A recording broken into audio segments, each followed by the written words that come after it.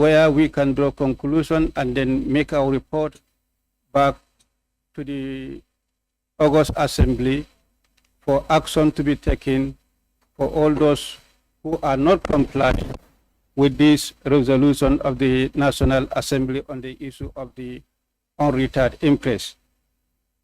Here we are today on the updates on the unretired impress. We are given documents by the Accountant General, and then we went through, and at this point, we'll allow the Accountant General to lead us on the status of the impress.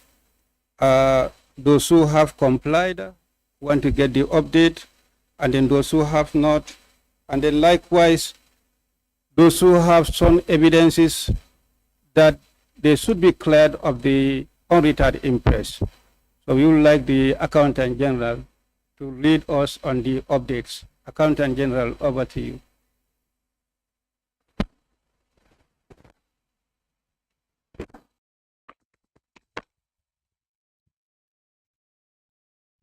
Good morning, honorable members, colleagues.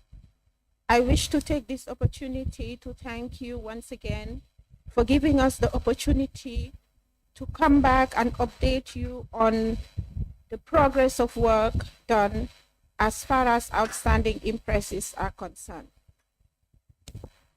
I would like to ask that we follow the format as presented by the auditors based on the different items as catalogued on the description column, where it is broken down into the different types of impress.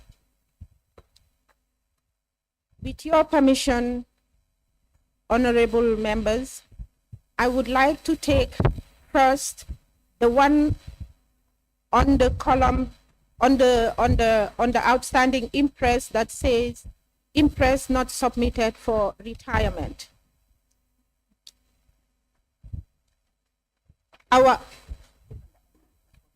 Sorry. Yes.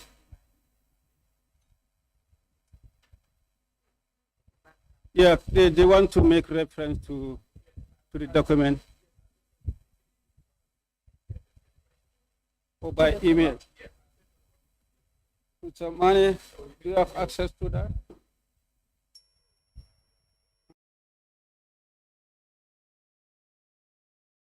Back to the meeting. We continue. Accountant General, you can proceed with the presentation.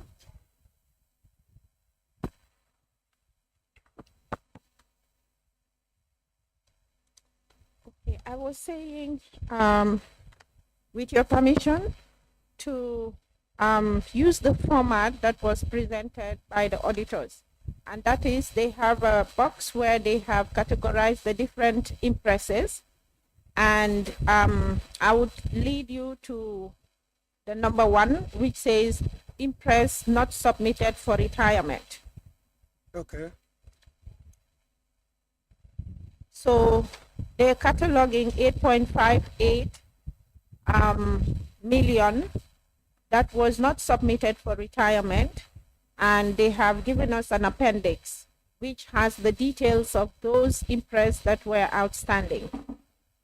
Our response is, as at the time of writing these management responses, out of the 8.5 million impress outstanding, an amount of $672,100 relates to impress holders who are not in active service. Thereby, they cannot be traced.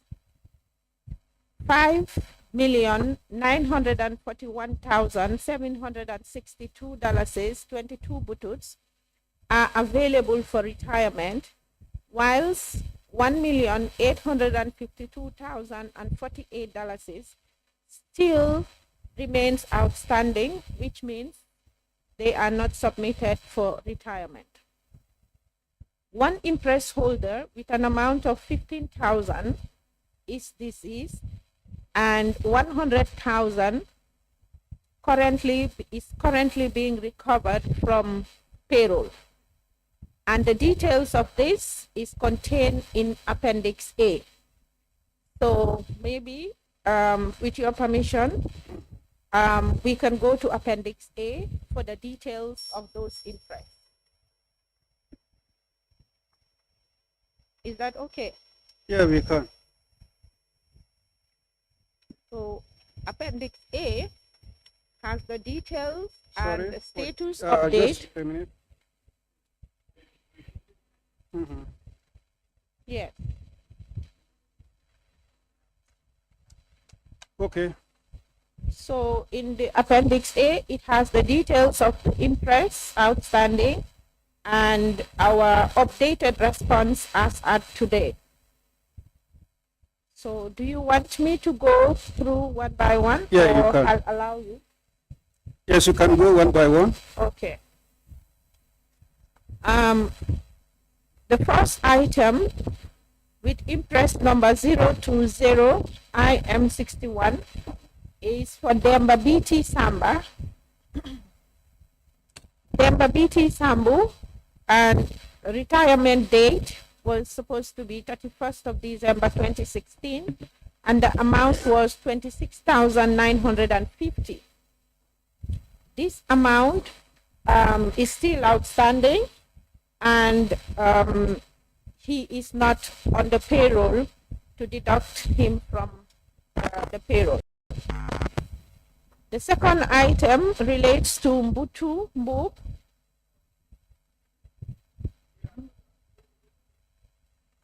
We'll let her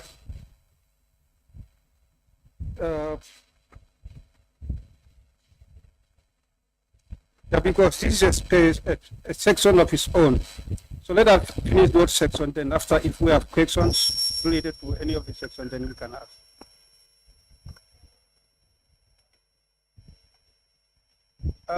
The Accountant General, can you get closer to the mic? Take note of the area, then once you finish that particular part, then we can ask questions before we proceed to the other parts.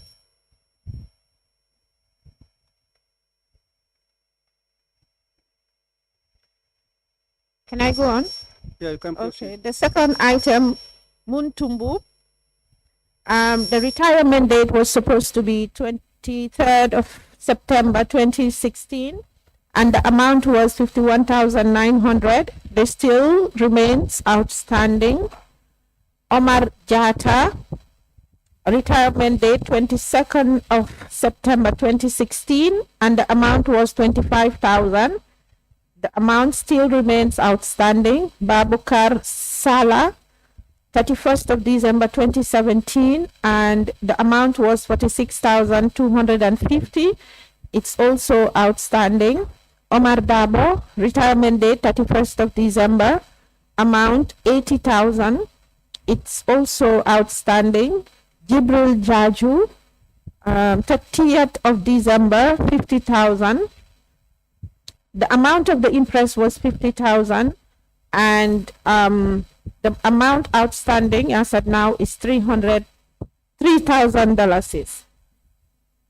Janjambure Sub Treasury, the retirement date was supposed to be 10th of December 2019, and the amount was 174,600. These impress documents are available for retirement.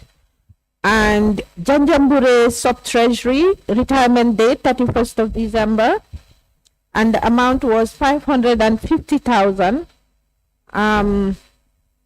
This impress, the documentation is available for retirement.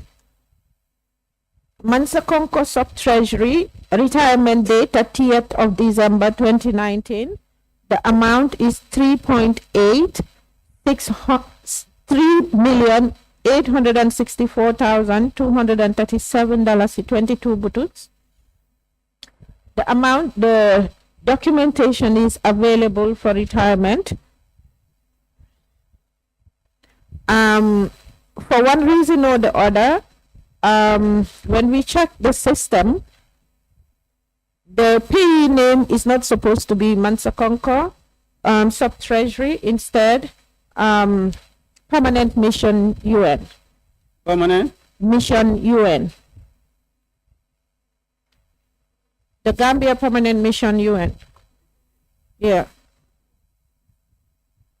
The other one is Senabu Fai, retirement date 30th of June 2019. The amount of the interest is 65,800. As at now, 65,799 is outstanding and currently not on payroll for deduction. Rohia Low, 28th of February was the retirement date. The amount was $217,500. That amount still remains outstanding, and basically a document have been submitted, but it is we found out that that document that was submitted for retirement is not sufficient evidence of how the money was spent. Nene Aminjai, 31st of August 2020, the amount is 15,000, and that 15,000 remains outstanding, although she was on the payroll but is deceased. Senabu Sonko, the retirement date was supposed to be 10th of March 2020.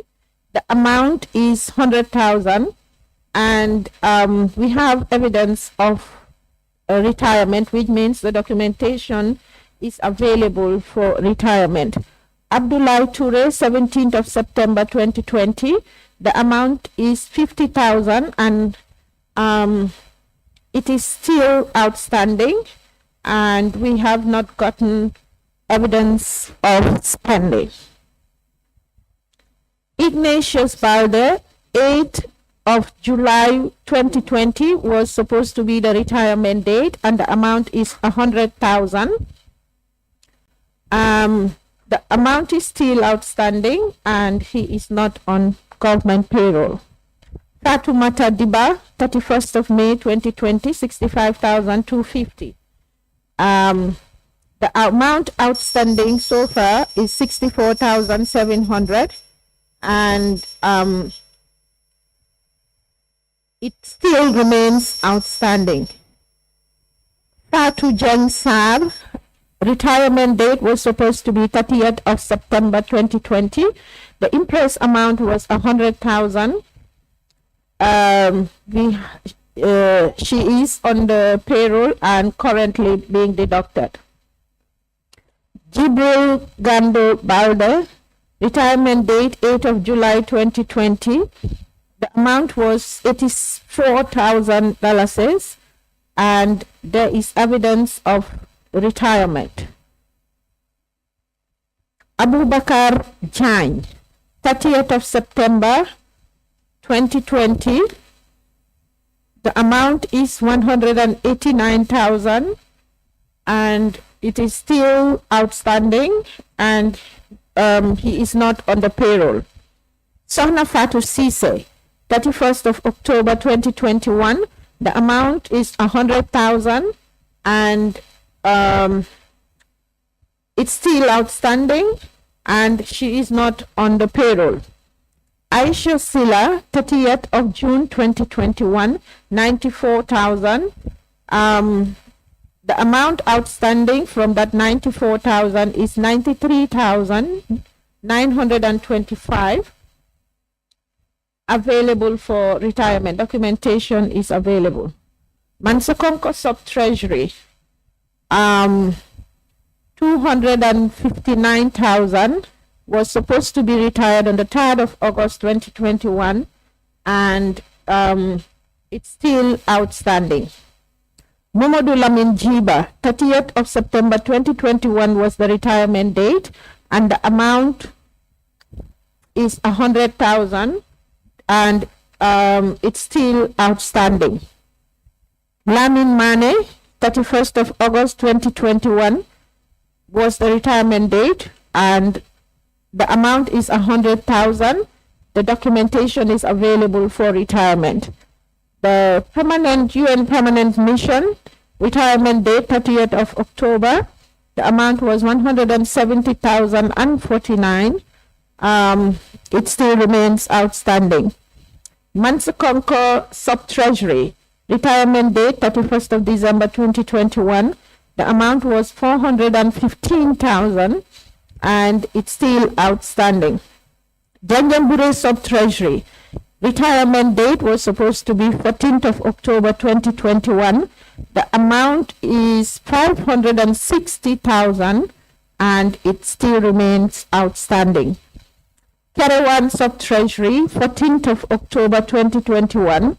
The amount is 415,000 and the documentation is available. Basa Sub-Treasury, 14th of October 2021.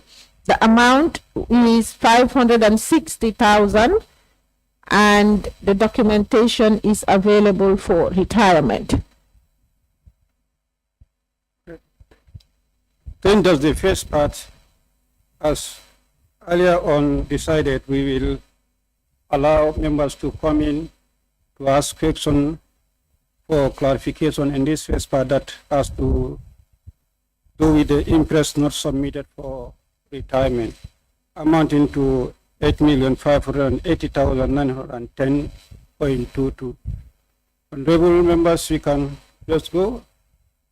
If there is any point that you feel you need clarification, we may ask. Honorable Mbo.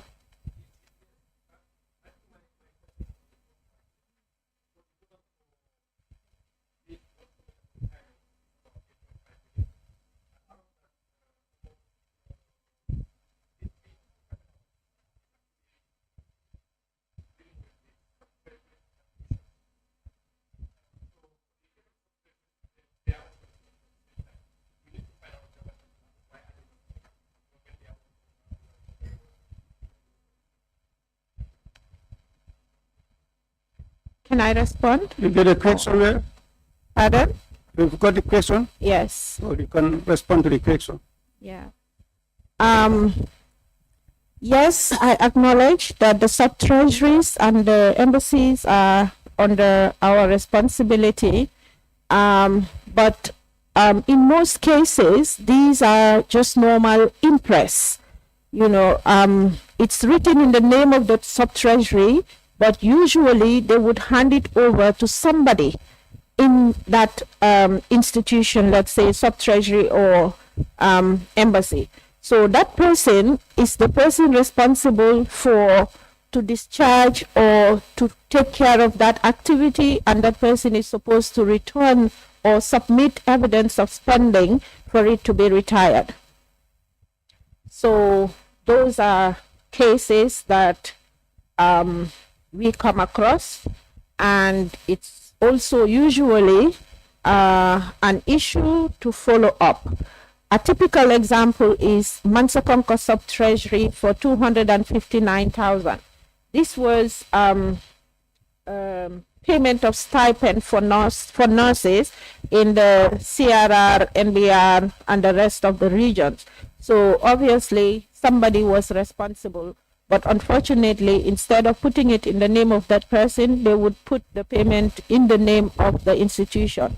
But then when we're making follow-up, we would drill it down to who was actually responsible.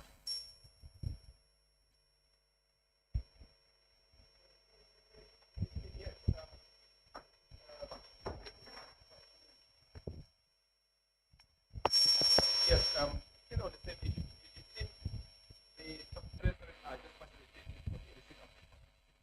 And if that's the case, then I think those videos actually show that they have not time. But again, if the sub-treasury is just facilitating for the money, I'm not sure we have to hold it account for the people that actually do it. That is just whatever they want to at the time. I think then let them come at the time.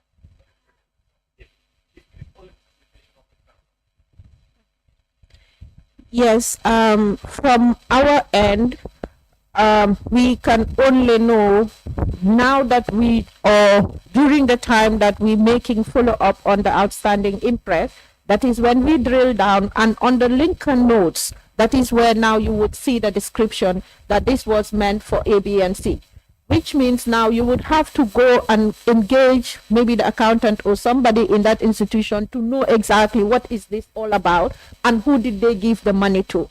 So that is where now we get to follow up with the individuals concerned.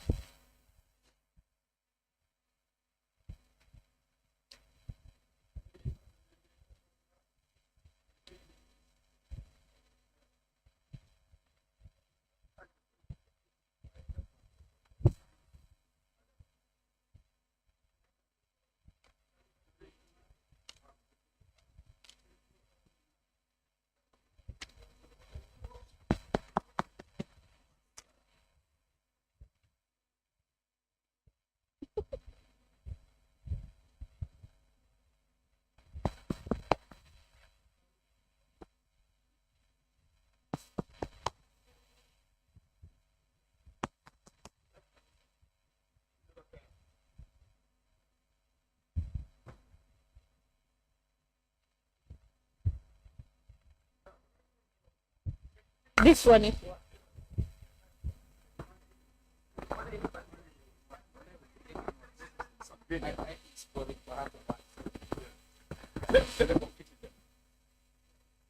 What I was saying, Chairman, is I can recall that we had an earlier session and the same issue was brought up, and the Accountant General's Department did take responsibility that the sub-treasuries are under their purview.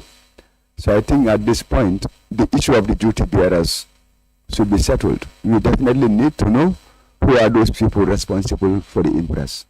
Because leaving the description there as Mansa Konko, Kuntaur, Basse or Janjambure would just bring in some ambiguity. So I don't know how soon can we have that so that the individuals responsible can definitely be accountable for it. Thank you.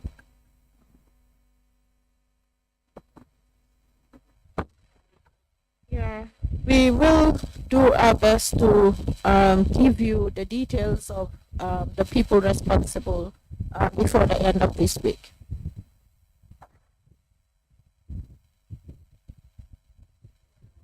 This week, yeah.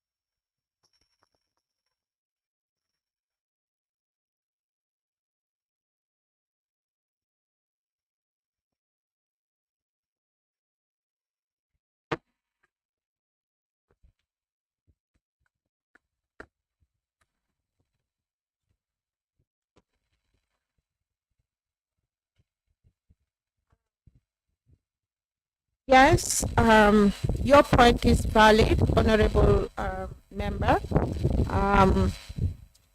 We are doing our best to implement that, but it's yet to be fully implemented.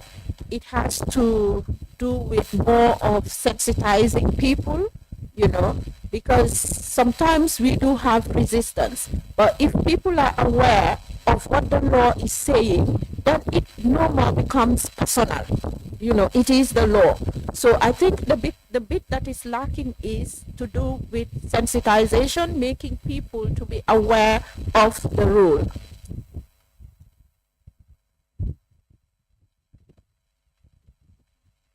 And also, this rule does not affect the people with reimbursable interest.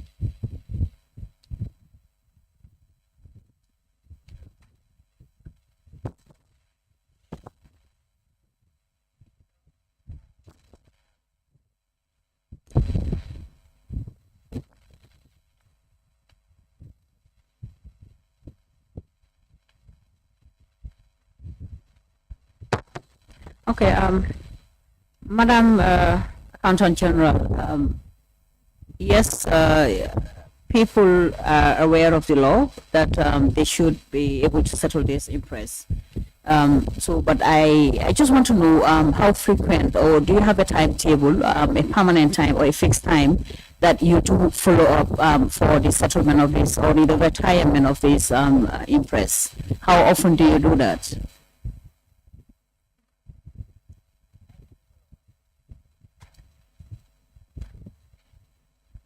Usually, this is a function that is part of the functions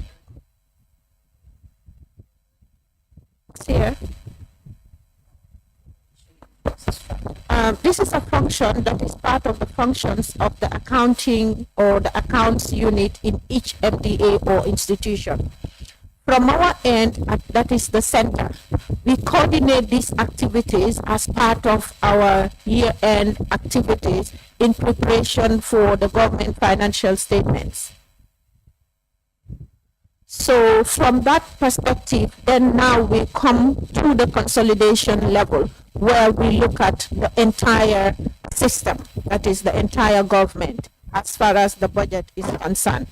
So at that stage, that is where now we look at the outstanding interest and then start to engage stakeholders from the central point of view. But this usually, in fact, not usually, this is always part of the functions of the accountants at the different MDAs to make sure they do their month end and their yearly procedures. It's the function of the vote controller as well as the accountant, because the vote controller supervises the accountant because you are the person who's responsible for the discharge of funds in your institution.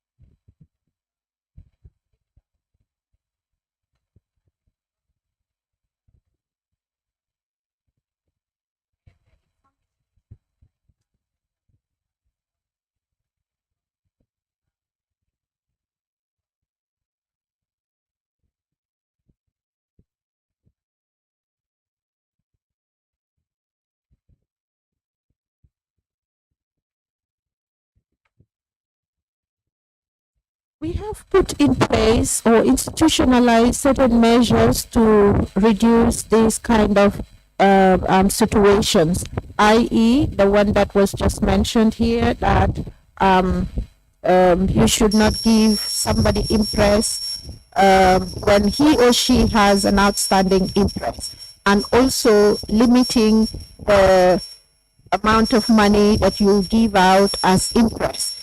Those are all part of actions that we are taking to reduce the occurrences of outstanding interest at the level of government. Yes. But sometimes it's really very difficult. Why? Because especially for those activities that are done in the rural area. So basically, let's say you would have a scenario where you are given the interest, but you are not the executing officer. So basically, it goes down to the grassroots where multiple people are along or part of the chain. So usually, for us here, we only depend on people on the ground to help us to sort this out whilst we are here, because we're not involved in the process. So we encounter a whole lot of issues, but like I said, we're always coming up with modalities as to how to cope this problem.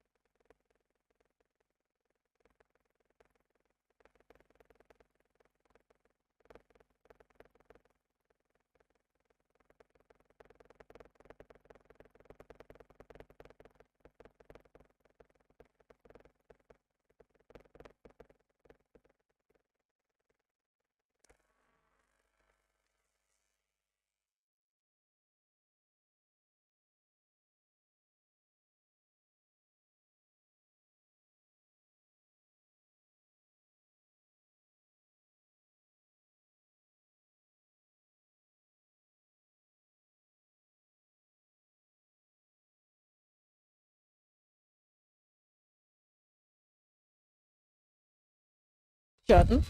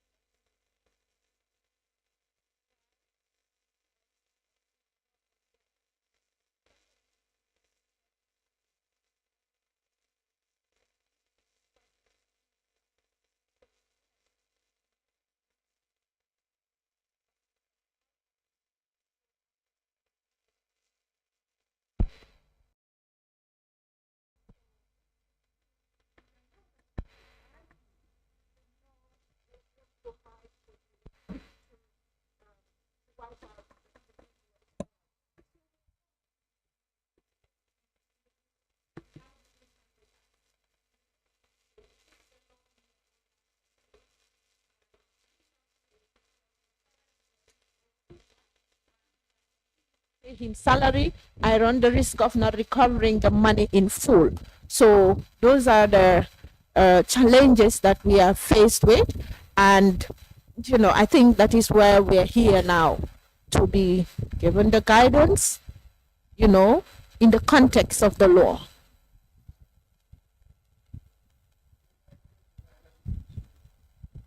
You have the option of ceasing the salary, but the difficulty with that, the law does not provide you that power to do so.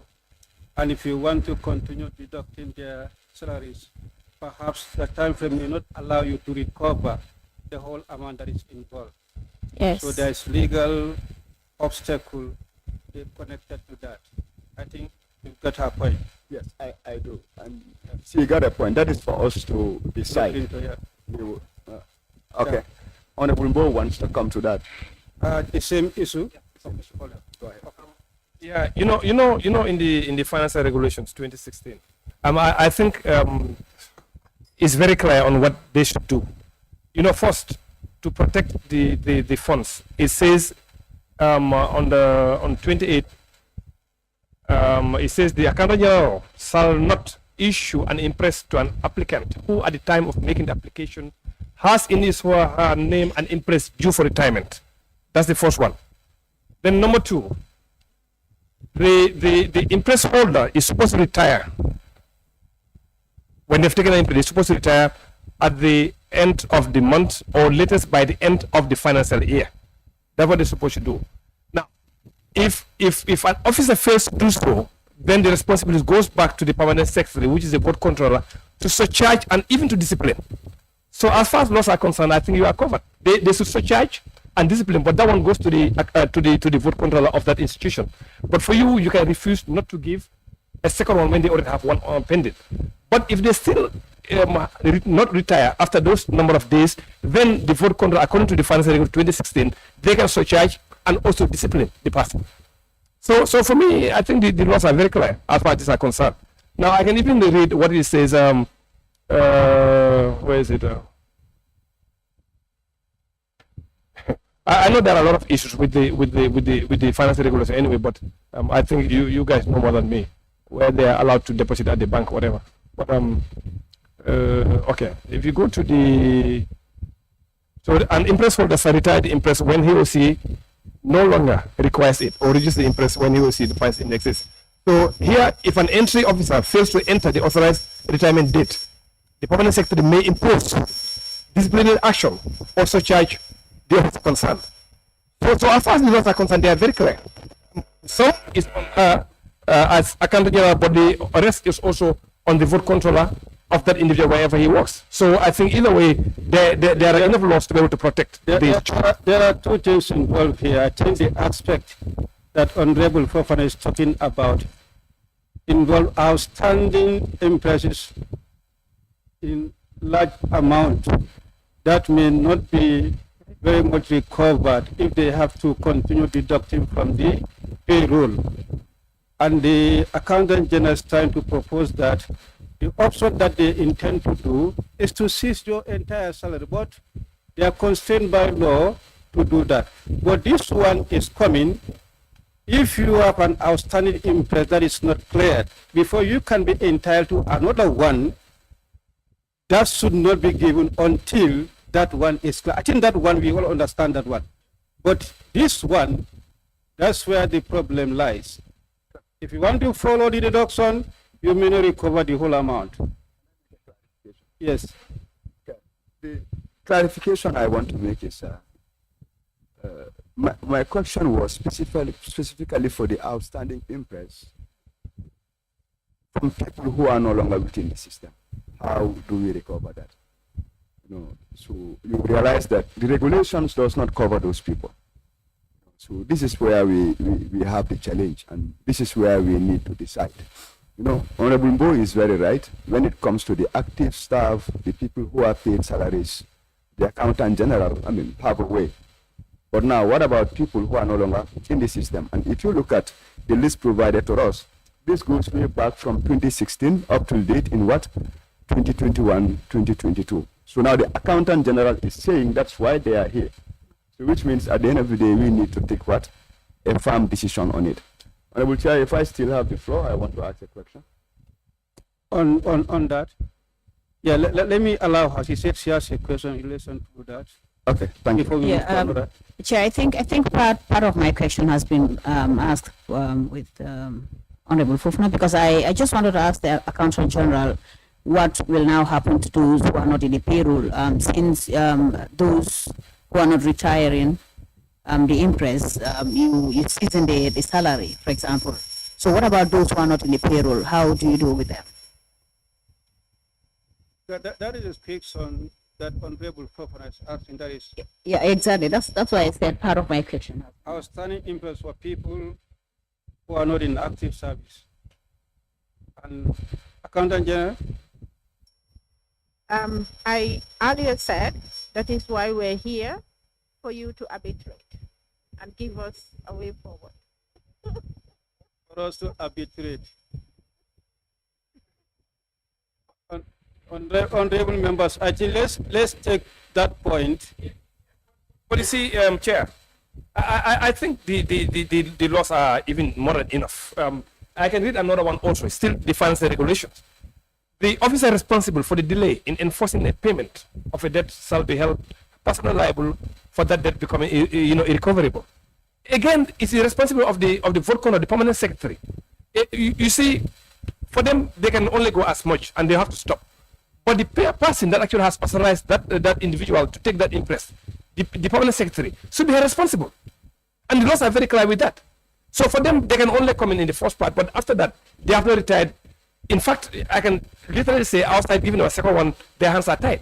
But the permanent secretary that is responsible must ensure they retire or he take legal action if they are not in the service. Yes, Accountant General. That still does not solve the situation, because if that permanent secretary is also no more in active service. A situation of that nature may arise. Okay, let me hear. He is saying that when the permanent secretary is there, he should take the responsibility. And what you are raising, in the event the permanent secretary, that permanent secretary is not there, who should take the responsibility? Then the other one also here still now, they need to get the services of the Attorney General for advice in terms of taking legal action against those individuals. So they can still see the Attorney General to put things in place to ensure this actually was the situation and for advice on the next course of action in terms of taking legal action to those individuals. I think this is really very, very detailed. They can take legal action because the money belongs to the government. They need to retire. And if they don't, for me, I would say willfully. Accountant General. Yes, the Attorney General can, to the extent, provide an opinion, but who is going to enforce it? When the opinion is made by the Attorney General, the law enforcement officers, I guess we all know, opinions are made by the Attorney General. And who should enforce? Those who enforce the law should enforce. Okay. Okay. And maybe I also want to quote a section of the regulation that says that a deduction from the salary of a public officer shall not exceed 1/6 of that officer's gross monthly earnings, and it also applies to a pensioner. So just to, buttress that point of deduction, whatever. I think on the issue of the deduction, your concern is very clear. Yeah, there's no problem with deduction. I think the problem is recovering the outstanding balance for people who are out of service and those who are also in service. But the amount that is involved, if you want to continue deducting, you cannot at the end recover everything. So here is where we are trying to bring the solution to amicably address that situation. I saw somebody's hand. Honorable Chair. I think that does not fall under the regulations, that fall under surcharge, because Section 75 of the Public Finance Act, it is saying that there shall be financial regulations in place. Do you have those regulations in place?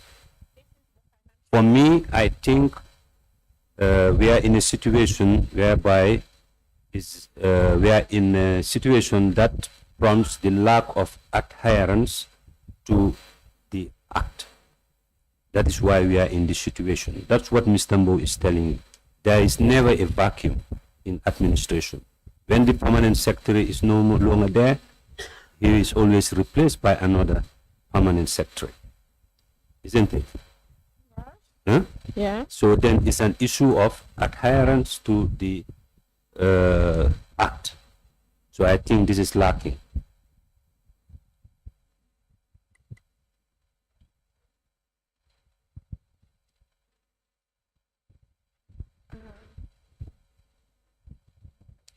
Any Honorable Sane? Or the Accountant General? Yeah, I just needed clarification. Does it mean that the incoming permanent secretary would now be surcharged? Saying for the incoming permanent secretary to implement the powers given to him. Because what Section 75 is telling you, if you don't mind, I may read it for you as well, or Mo can read it. So,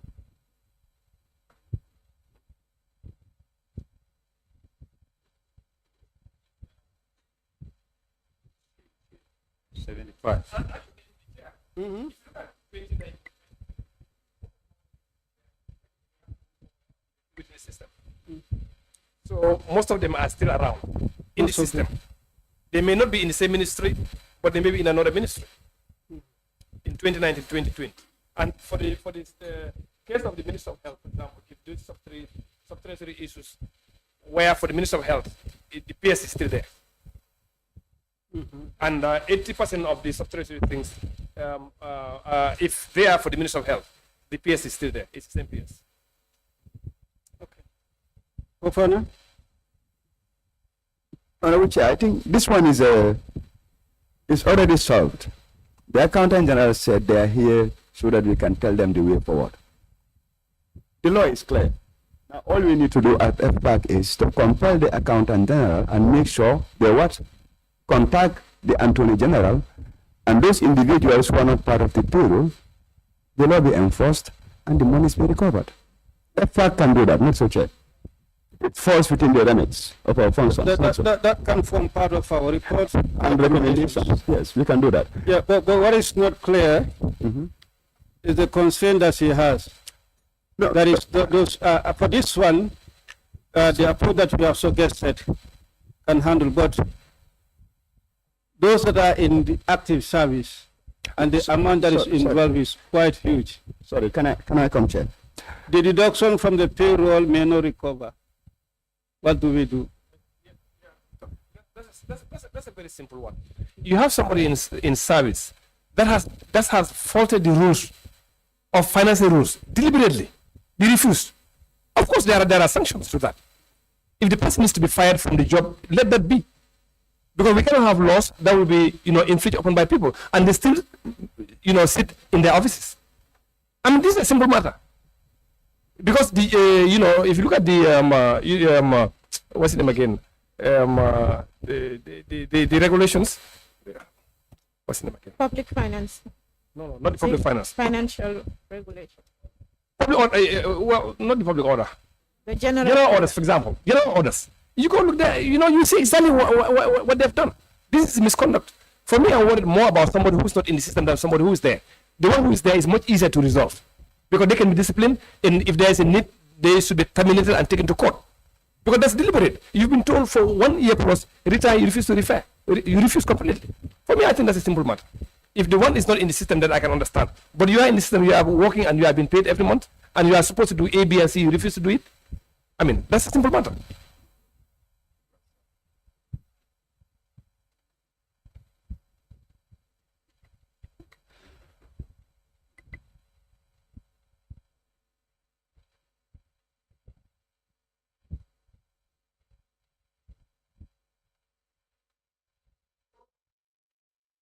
Any other issue on that? Then we can proceed. Empower the same thing. Like the quotations from Honorable Mbo, the financial regulations, the laws are already there. The only problem we have is implementing this law. And then the Accountant General, you are also right. You have a limitation where you stop. And the last option that comes would be not law enforcement. That's where the failure is always. You have a limitation, we have a limitation. But the last option would be law enforcement. Because I know the laws are there even if you are in the grave to follow you to recover that money. Just like a bank loan. Whatever, because I know the person who drafted it. What is going to be done, I know the law is already there. The person who drafted it must look into all these options. When this thing happens, what is the next thing? But it's like a lot of things are failing because of we either fail to implement the law, or we sympathize, or like the Muslaha is too much. Things are not implemented as they should be. I think this is where the problem is.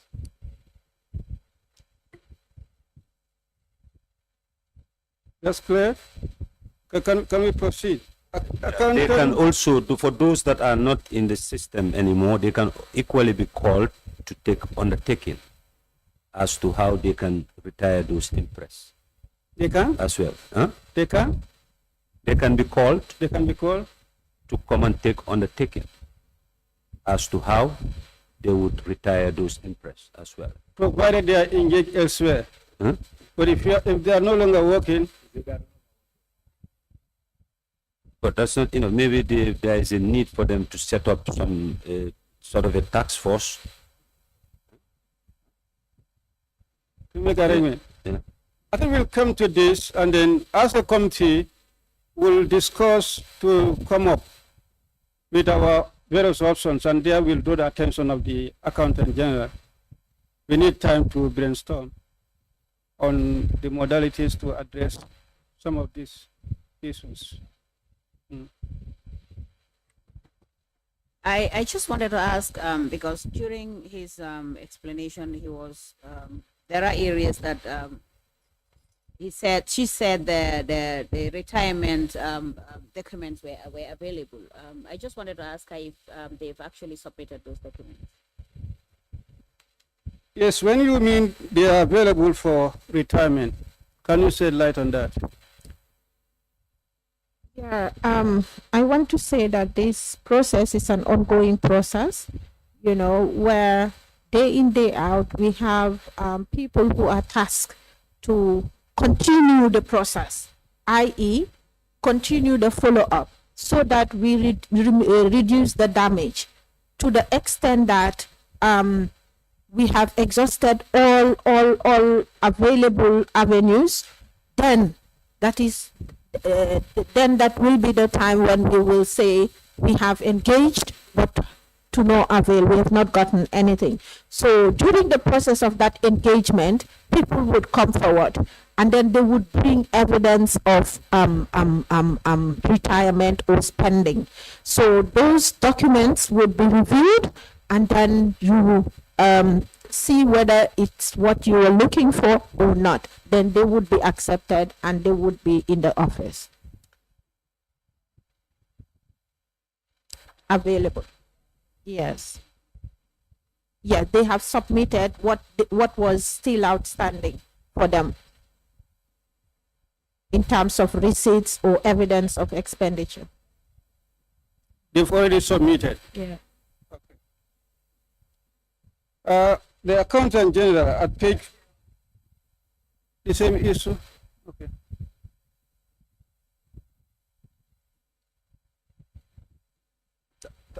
Thank you, Chair.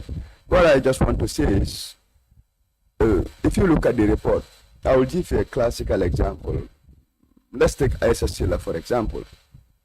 Okay. The auditor's comment is evidence of retirement not provided. And then the response to the ML is saying available retirement. So now, can we correlate it with the National Audit Office? And then we set up a time frame whereby they can also come and look at these pending retirements. And if at all it was done as well, can we be updated? Did the National Audit Office check on these ones which were pending? Okay. For some of them, the National Audit Office did not review it to accept it, i.e., because there are instances where, like I said, this process is an ongoing process, which means because we know we will be coming here, so we would not stop when the auditors are done, because the auditors have a time frame that they would now come back to review, which means they don't have all the time to wait for us to spend all the time to contact these people and get something from them. So they come, and then they would give you a time frame to work on this. After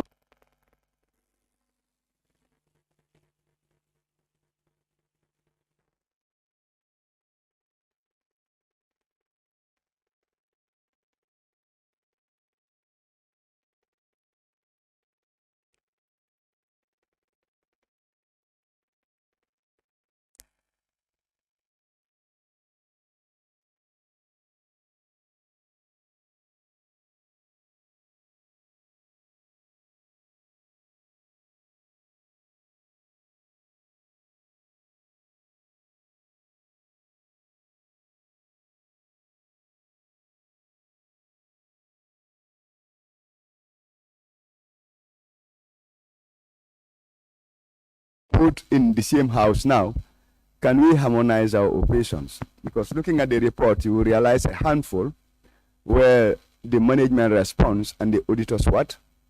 I mean, they do differ. So now, can we get something from the auditor, General, so that they can make a commitment and visit the Accountant General's office, and these retirements which are available, they cross-check it, and then we pass those ones so that we can take them from the list, because it was their opinion that these values were what outstanding, so that we can have a different opinion from them and then pave the way forward. So, Chair, can we allow the Auditor General to pick up that particular one? Not the Accountant General, but the Auditor General now. When can they make up time to make sure that those retirements which are available now are vetted, and then an opinion is received with regards to their status? Yes.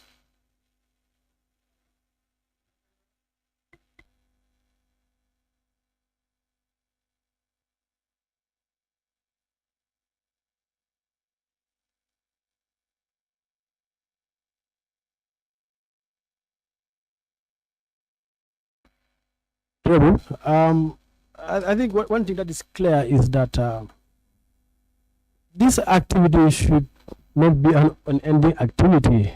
As per your directive, we visited the Accountant General, we had discussion with them.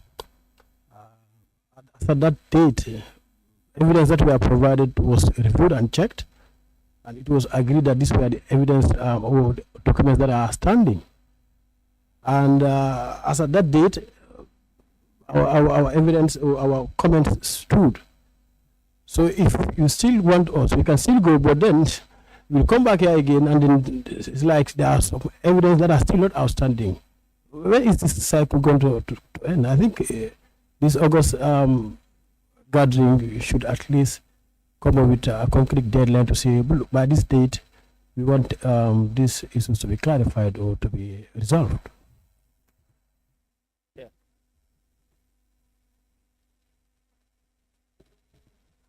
Yeah, thank you, Chair. I think what we need to do, having listened to the Accountant General and the question posed by Honorable Fofana with regards to the indifference of the auditor's comment and that of the Accountant General, what needs to be done is for them to go back and reconcile.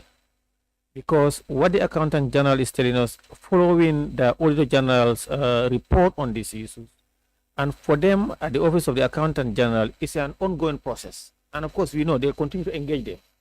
And when people bring in their document after the auditors have already done their audit and submitted their whatever queries or report they have, they receive new evidence of documentations as per what they are requesting as account officers in respect of the impress. So what we need to do is we give them a timeline for them to go and reconcile what the documents that the Accountant Generals have and also the Auditor Generals have, and then to reconcile them and come up with a definitive report, and that then the National Assembly would have been well informed and come up with a decisive decision. Thank you, Honorable Chair.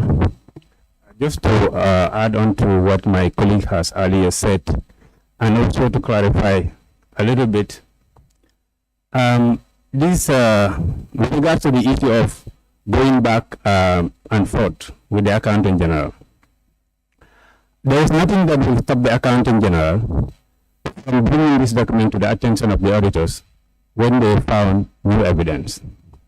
So if there was an ongoing process, the Accountant General must, at any time it found new evidence, bring it to the attention of the auditors and update them that this is the new evidence that I found with regards to this particular interest or issue.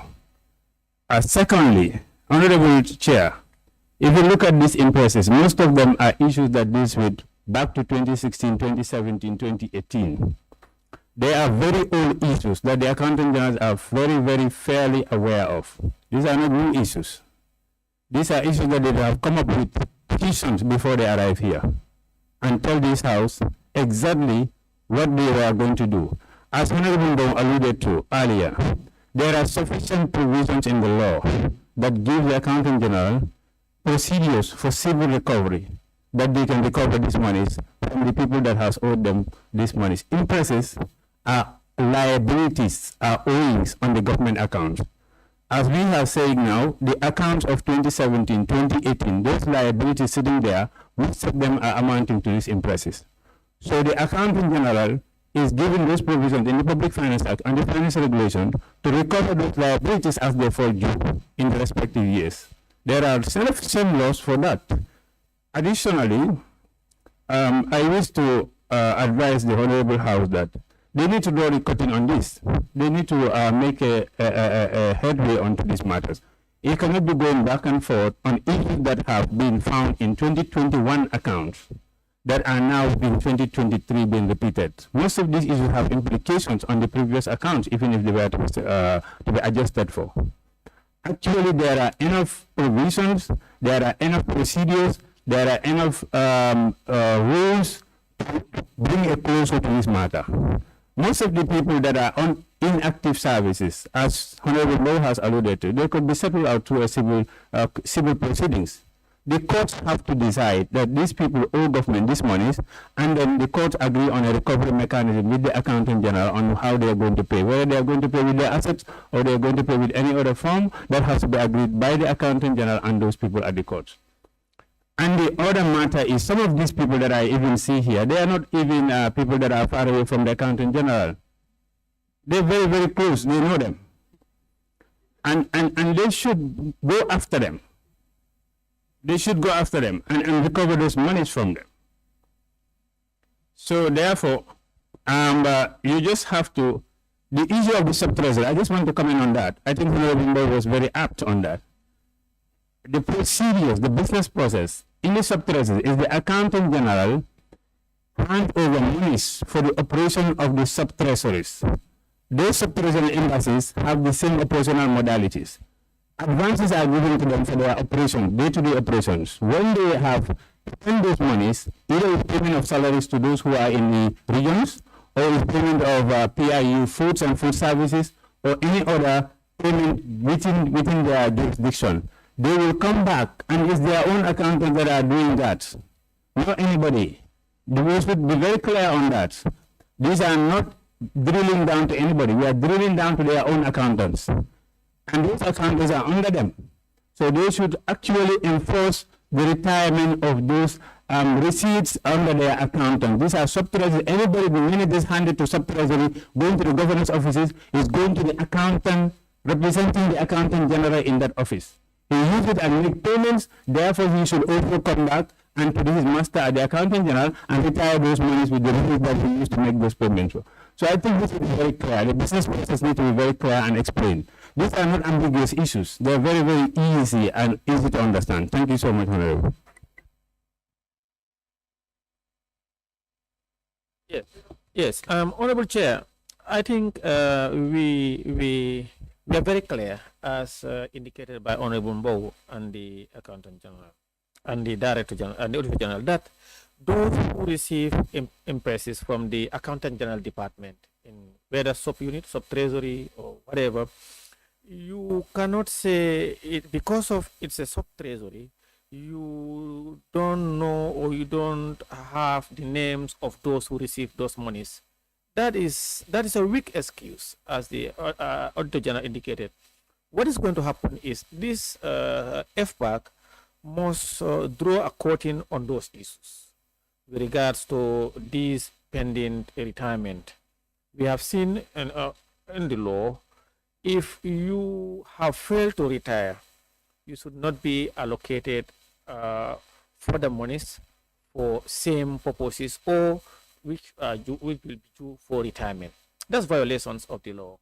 And then we have enough legal remedies that could be used by either the Accountant General or by the accounting officers of various departments. What needs to be done is henceforth, the Accountant General, as he indicated, there need to be sensitization, but ignorance of the law is no excuse. The Accountant General and her representative across the country and outside, they know the financial regulations and all the legal laws with regards to handling of public finances to their fingertips. What she should do now is to be more pragmatic and proactive in ensuring that those impresses that are not retired are retired. And if she has any limitations with regards to her powers, there are enough laws and enough procedures the Honorable Mbo have indicated from the permanent secretary. And you cannot also say because the permanent secretary is not there, it's an institution and it's a government. You are a permanent secretary, you are a civil servant, you are either moved to another department and someone who comes in, he takes over and he is still the permanent secretary of that ministry. And if people are under that ministry, they should be accountable for whatever responsibility that came under their charge. So these things, we will be here until next year. We will not be able to, as the Accountant General indicated and the Auditor General, they are here for us to arbitrate. I think we need to note it down and come up with measures and mechanism in which these issues should be nipped in the bud once and for all.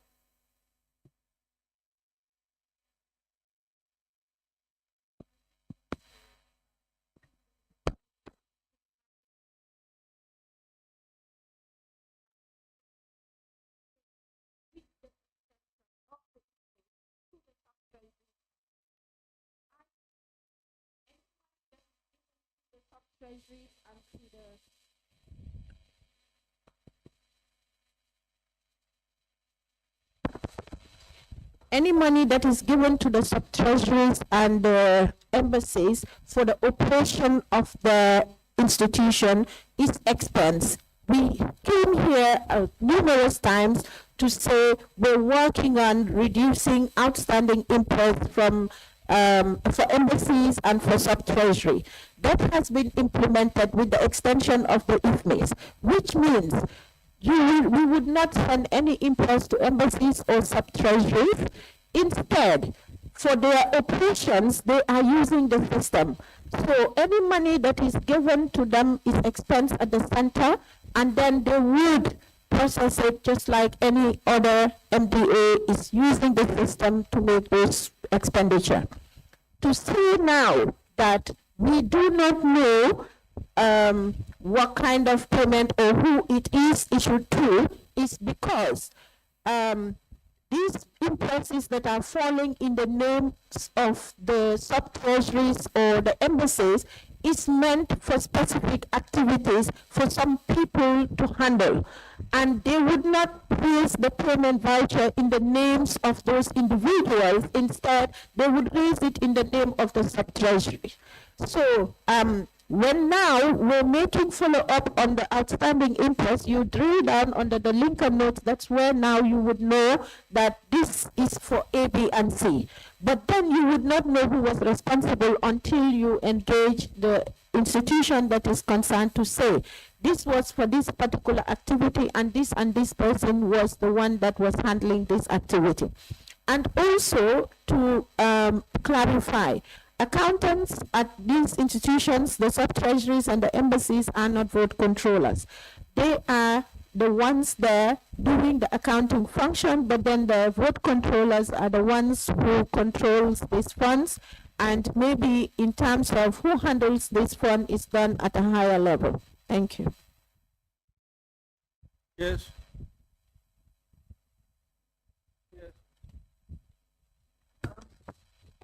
Honorable Chair, I just wanted to ask the Accountant General, yes, from the Office of the National Audit, an officer said these people who are yet to retire this impress, the unretired impress, are not from the office, are not from the Accountant General's office.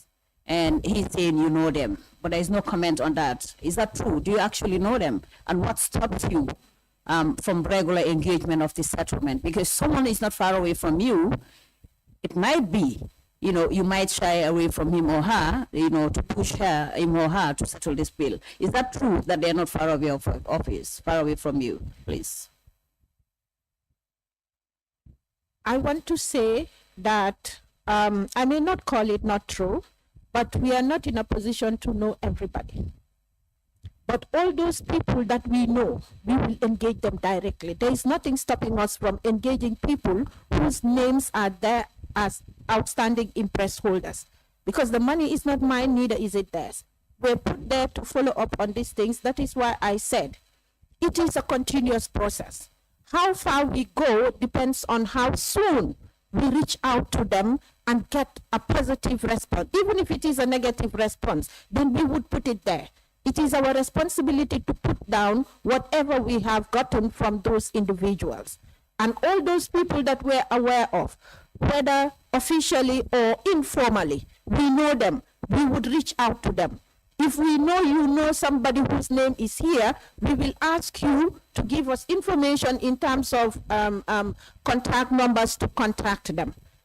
Unless there is evidence to say that there is a particular individual here that we know and deliberately did not engage that person. Fofana?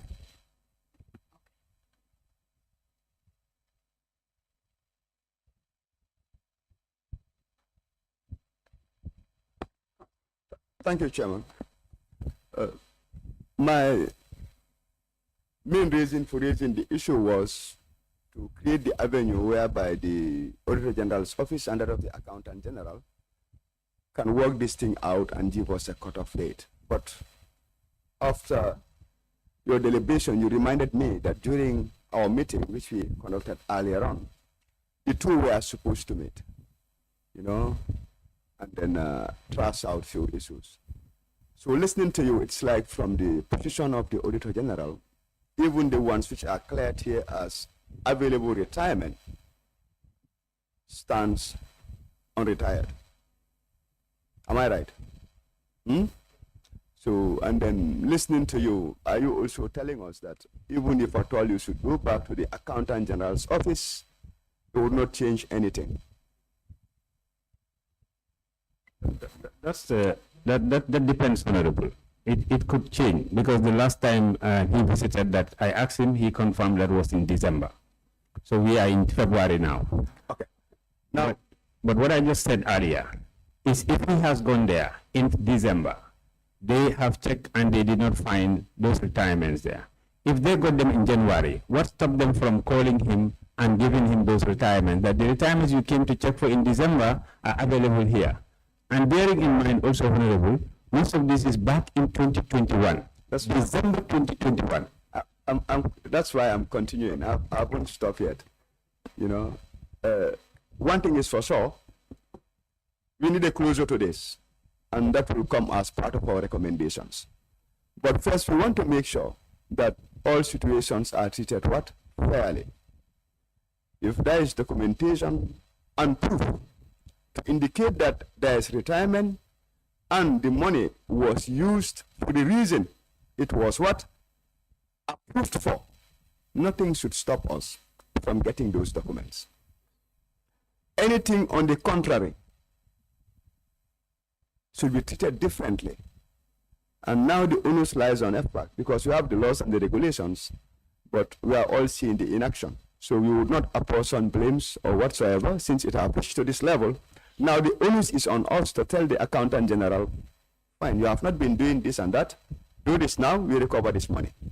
But now from the Auditor General's office, Chair, we need to draw two time frames here.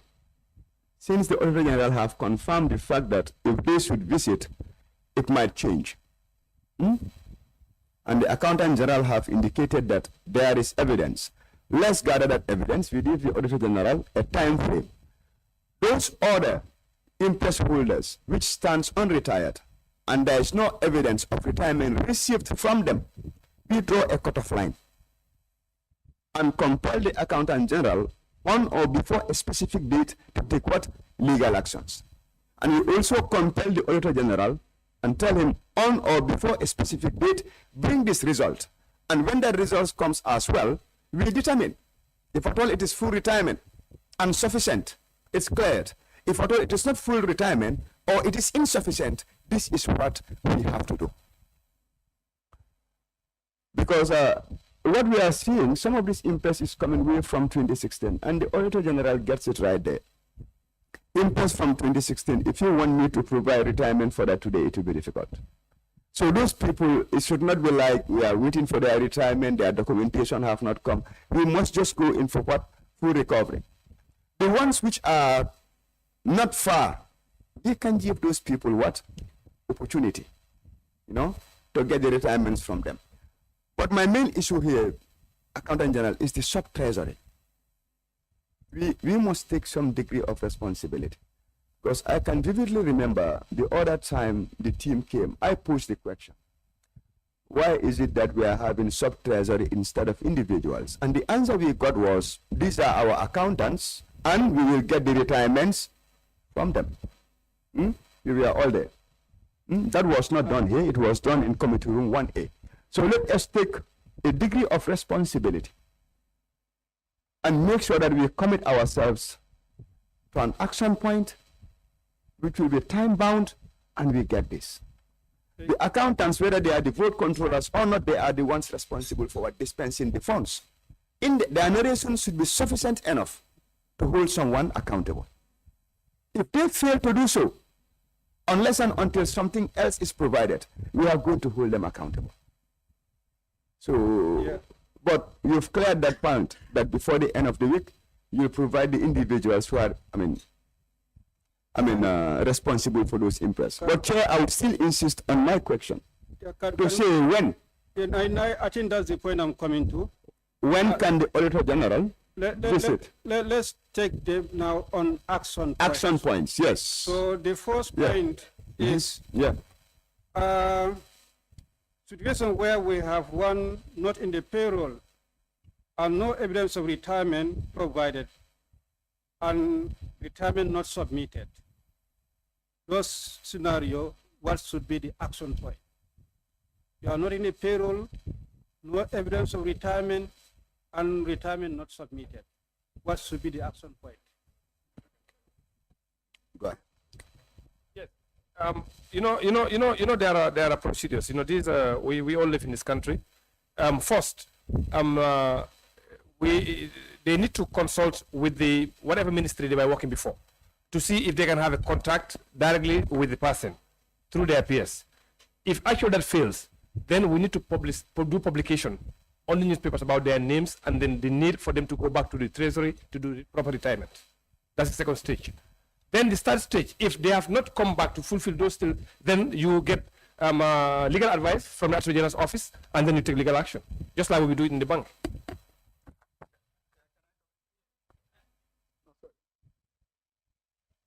Honorable Chair.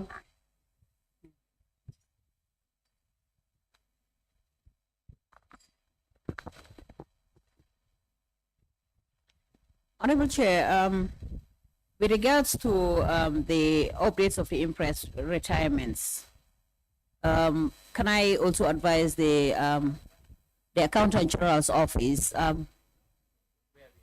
No. I just wanted to add something. If they can also improve. Honorable Chair, sorry. No, I mean on this, when they are presenting the report or when they are presenting the updates, can they also improve because there are names, but we don't know actually which departments they belong to. Yeah, we can come to the point. Exactly, that's what I just wanted to say. That's all. Let's follow the pattern that we are taking now, that is to say to act. The one that we are on is currently is those not on the payroll and no evidence of retirement, and the retirements are not submitted. Suggestion one that is advanced is that to find their contacts and then get to them. I think that was what the Accountant General was doing. She informed us earlier on that they were doing that. At some point it was working, they could reach to them. In the event that fails, we'll give timeline for that to be done.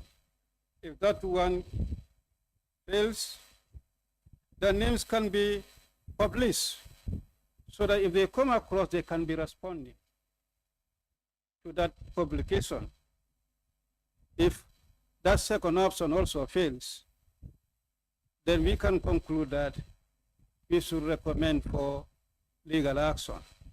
I think that is the first suggestion that is advanced. Honorable Fofana.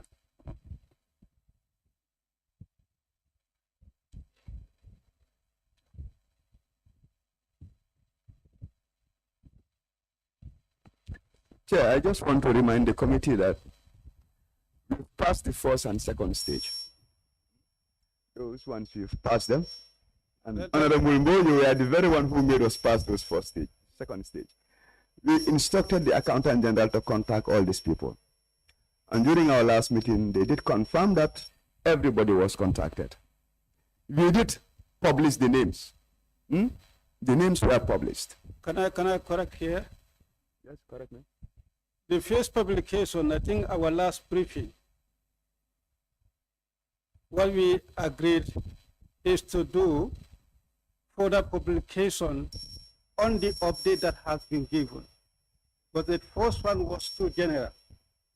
There were those who were involved wrongly. And if correction has been made, the second publication will give us the detail of the current status. Unfortunately, we could not do that publication. Okay. So I think I get your point. No, I'm not done, Chair. No, I'm coming. Can I complete? No, Can I'm coming. If not, you'll preempt. You will be thinking for me. I For just the want to first one, complete. I draw attention to the first one. The first point, yes, I agree with you that contact, that's why I said I can recall the Accountant General said they were contacting. Okay, and you will agree with me with the second point when I finish. The second point, no. No, you'll agree with me. I didn't finish, that's why. Just allow me to finish. What I want to say here is, the first publication was general, which means it includes everybody. Allowing publication to stop us from before seeking the advice of the Attorney General might not be justified in this case. We can do a hybrid one. Let us instruct the Accountant General to seek legal advice, engage the Attorney General. Once he engages the Attorney General, the specific individuals whose interest stands unretired, you do a hybrid system. And then publish those ones. Then you don't have a problem. But now if we should say what? Contact them, then what? Publish them, give time frame for all of it, it won't work. The time frame given for them to contact the Attorney General should be the same period for the publication. Yeah, that is what I'm trying to say. As per our last update, this decision was taken that we should be given a publication on the current status of the update. So I agree that to say it will not be relevant to have contact. That as you indicated, the Accountant General did say that they did that one. But the first publication that was too general. This one is the recent updated one. Let's give the benefit of it that where there are corrections to do, we do that. So that, because when that publication was done, a lot of people made queries that their names wrongfully appeared. I think we should not penalize them again. So let's do the publication, do one that we feel is corrected. And then we do that publication, and then if that was, well, that time frame, now we are getting rid of the contacting time. Contact will not be there. We can start from that publication and give the time frame. Can I do my last intervention on it? At the expiry of that, Can I just do my last intervention? then the legal action can be the option. Simon, what I want to say here is, the concern, your concern is noted. You are concerned about individuals whose name appear in the initial publication. But those individuals failed to retire at some point, whether it was 1 month, 2 months, 3 months, 4 months, or 5 months. And by the time you'll be contacting the Attorney General, their name would no longer appear in the updated list. So by contacting the Attorney General, you've already exonerated them. We are talking about impress way from 2016, Chair. We are in what? February 2023. Yes. We are in February 2023. So I insist drawing a timeline, procrastinating it. I mean, it's, Deputy Speaker. to be honest. Deputy Speaker. No, just wait. Just come. But I've already given the floor to Deputy Speaker. Yeah, Honorable Fofana, I think what the chair is saying here, it is justified also by the comment of both the Accountant General and the Auditor General. Given them time frame, it will of course be sought, but will be seen to be doing justice to everybody. that they were asked to publish and names were published. Some, came with a lot of evidences, whether they are accepted or not accepted. And there is dispute between the accountant general and the auditor general office. When we give them, for example, she promised to contact them before the end of the week.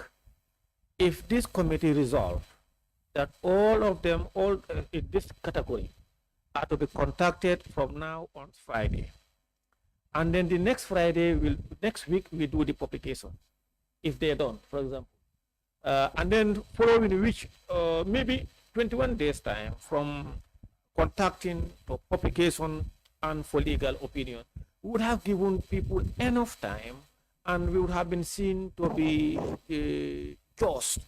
And both the accountant general and the national audit office and the auditor general office, with their dispute, they would have reconciled also along the way.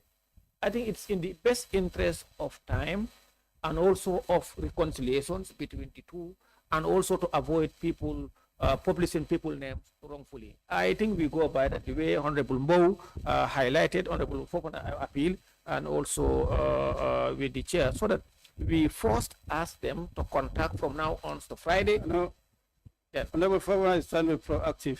We'll just soon get there. Honorable Fofana, please. I'm just trying to recollect that this was a decision that we have taken. Exactly. Unfortunately, we did not implement it. But it will still be helpful and useful. Please, I'll be happy. Yes, Honorable Cham. Yes, Madam Chair. Sorry, Honorable Cham, sorry. He's supposed to be the second person. Don't worry. It happens to me, but I have to give. Yes, sorry. So because for me, like if you look at the financial laws, the laws are already there. And then we are talking of how many years this has been going on. And then people don't understand here the diplomatic language. For me, they don't understand the diplomatic language. Action needs to be taken. That's the only solution. If not, it keeps on increasing. We keep on moving. Every year is increasing the number. If they don't, for me, people don't understand the diplomatic language. Let's just move on. if they can't understand diplomatic language, yeah, by way of procedure, they will understand the legal language.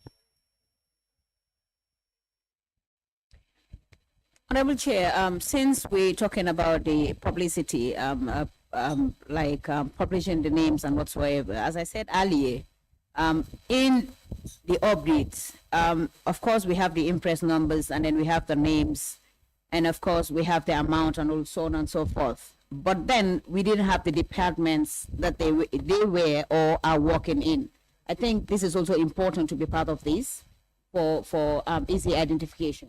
Because there are names, for example, Rohilo, who is having 217,000 plus. So who knows who is that Rohilo? Because there is no department indicated here. Of course, there is number. They know, but we don't know. Thank you. The accountant, general knows. I think that's why they were doing those contacts. Yeah, let's move to the next point. What you want to clarify? Yeah.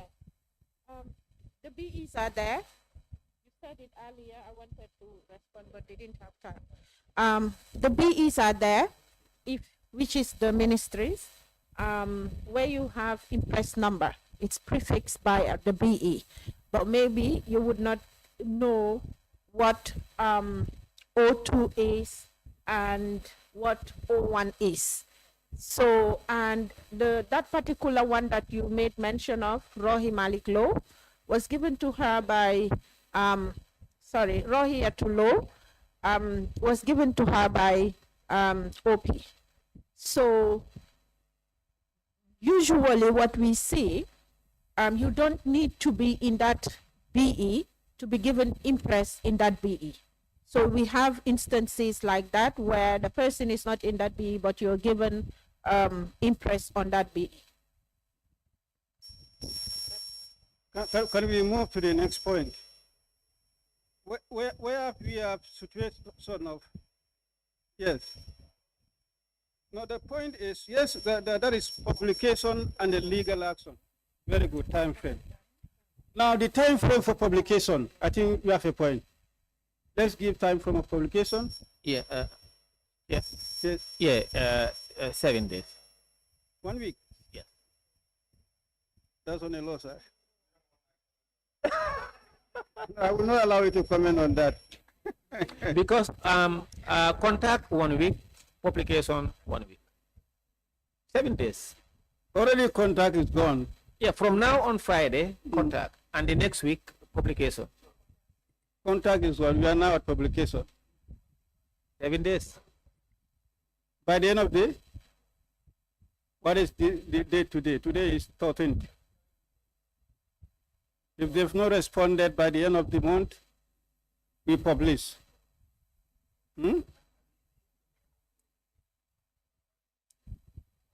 Okay. End of month. That is January 31st. Oh, February 28th. Okay. I think we are still in January. February 28th.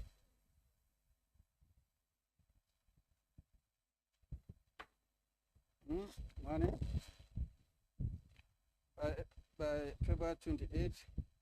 Chair, can you go through the timelines? Let me understand. They have up to February 28th. If they've not responded, then we will publish. Okay. The contacting them is out. Yes. Yes. Yes. But yeah. So now we wait up to February 28th Yes. for FBAC to publish. Publish. Yes.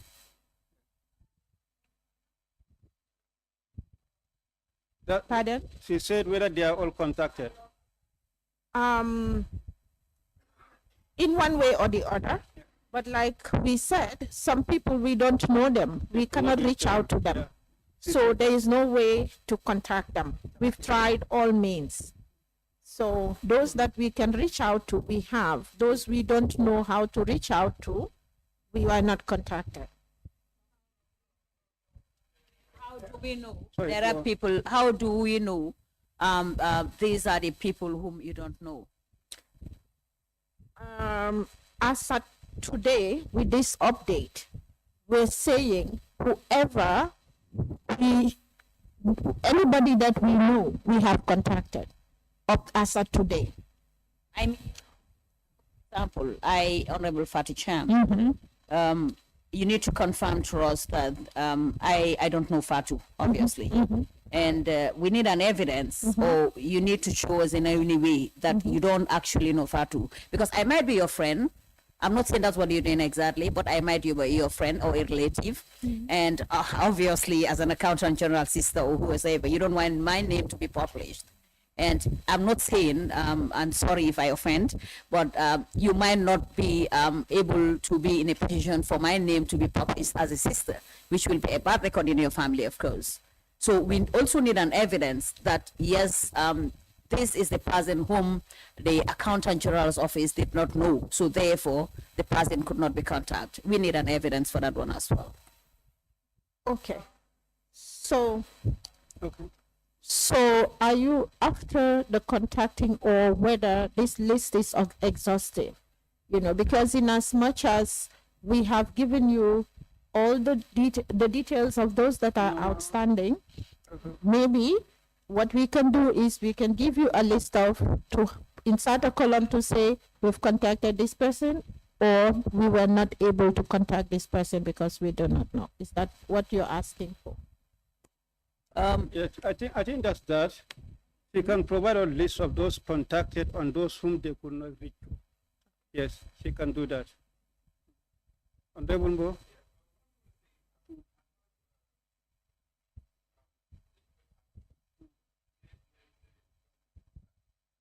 I think because they would have to have some kind of information about that particular person, and when you fill the form, at least you have to tell PMO, I live here or I live there, whatever it is. And secondly, also, you're going to indicate where you are working. For example, if you put Alajimbo Olundum, former employee of Minister of Finance, of course, they will know that's Alajimbo. So the information from PMO will be crucial, and also where you were working at the time of taking this impress also will be crucial, and all those should be indicated, so that if you have so many Alajimbos, then you'll be able to know that, okay, this was the one that was working at the Minister of Finance on a particular time of frame. So PMO can help, and also where you last work could also help when we do the publication. Yeah, that is obtained here. The BEs that I made reference to would tell you the BE that gave you the impress, but it doesn't necessarily mean that that is where you're working. You were working at us at that time. Then again, it goes back to what I was saying before. The ministry, whoever gave it, they should actually give you some information. Well, I don't think they're just going to give out an impress blindly, not knowing who you are, where you work, where you come from, without any other thing. They must have something about you. So that goes back to the ministry, and then the PS should play a part to get that.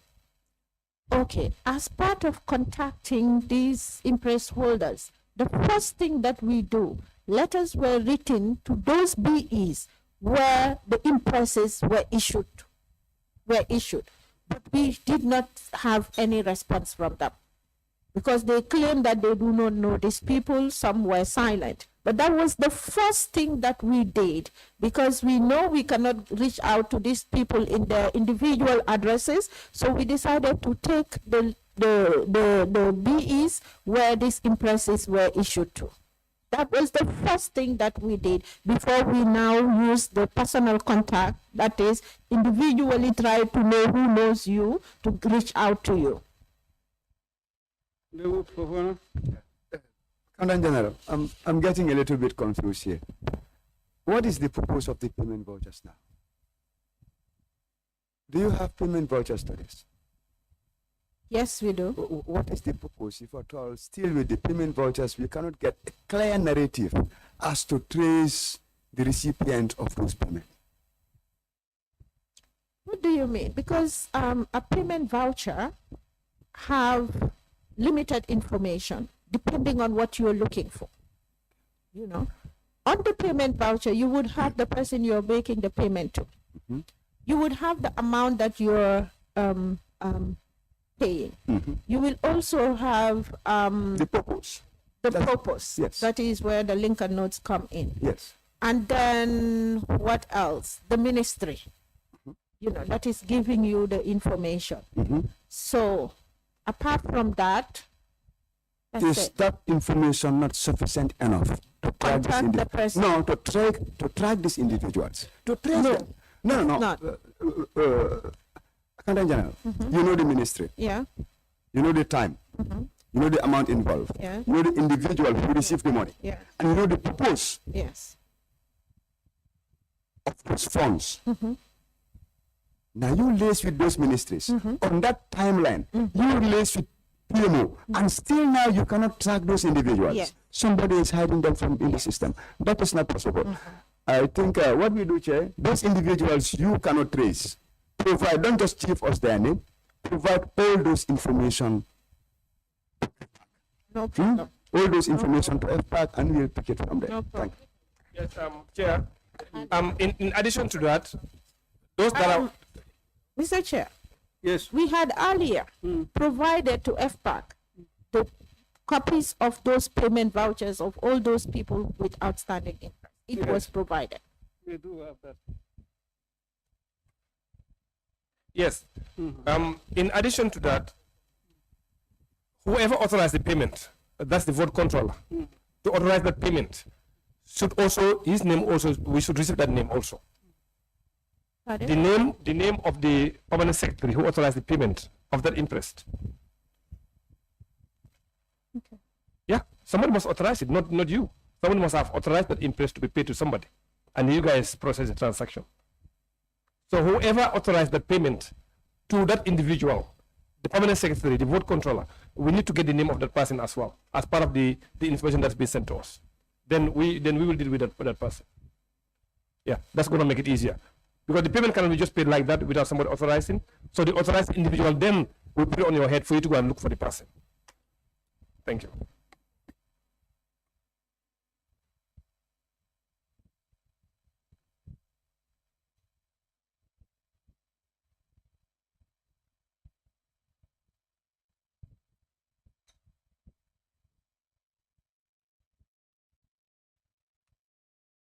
Can we proceed? The other issue is pertaining to where we have one not in the payroll and there are insufficient documentation. In that case, the money was handed over to a particular person who acknowledged receipt. How do we handle that? Somebody collected or received the impress, was handed over to somebody who acknowledged the receipt, if I may name. That is in the case of Rohia 2 and then Fatufai, where it is claimed that the money was handed over to Fatu, who acknowledged receipt of the said amount, and that there are insufficient documentation. So who takes the responsibility now? Chair, the person that received the money, received the money must be held accountable for receiving the money. Whoever you give it to, that is your own personal issue. The virtue of the authorization was done by somebody that paid this money to Alaji. So if Alaji received the money and Alaji decided to give this money to somebody else, because perhaps that person has not retired. Sometimes that happens. We know. They have not retired in the system, and they know that if I go, I will not get it, then I use somebody else to take the money for me. But whoever receives it, that's the one we should follow. Provided, as indicated, Yes. there is no documentation, because we had a scenario the other time where the accountant general was updating. Yes, so in that case, then whoever authorized it, that's what I said previously, whoever authorized that transaction for that to be done, the vote controller, then you go after that person. It's simple. Somebody must have authorized the payment. And if you want to do authorization and the payment, some documentation must be provided. So if they're unable to provide a document, whoever authorized it, then you go after that person. Simple as In that. between the two, I'm trying to establish what we concluded in the case of somebody receiving a particular fund on behalf of a group of people, let me put it that way. And then it was evident that those people collected that money from them, and they took that commitment that they have received that money for that particular purpose. And they committed that they will be doing the retirement at a particular given time. There was that material evidence. We concluded at our last meeting that that person is cleared. The ones who took the responsibility, that they are going to be the executing officers, and they will solely retire there, will take the responsibility. Yeah. There were documents, the person committed them to sign, and they collected, and that they're supposed to be doing the retirement upon execution of that particular activity.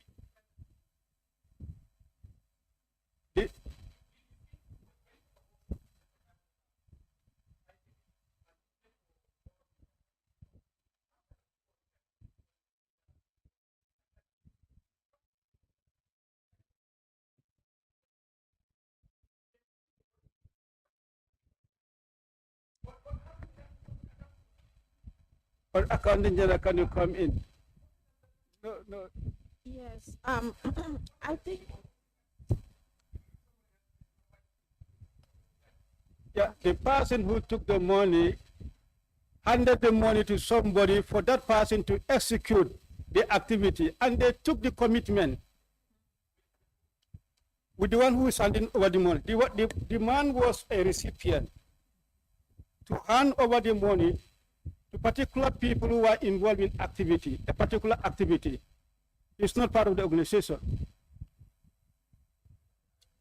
Yeah. Okay, but let me put it this way. He was a PS under a particular minister.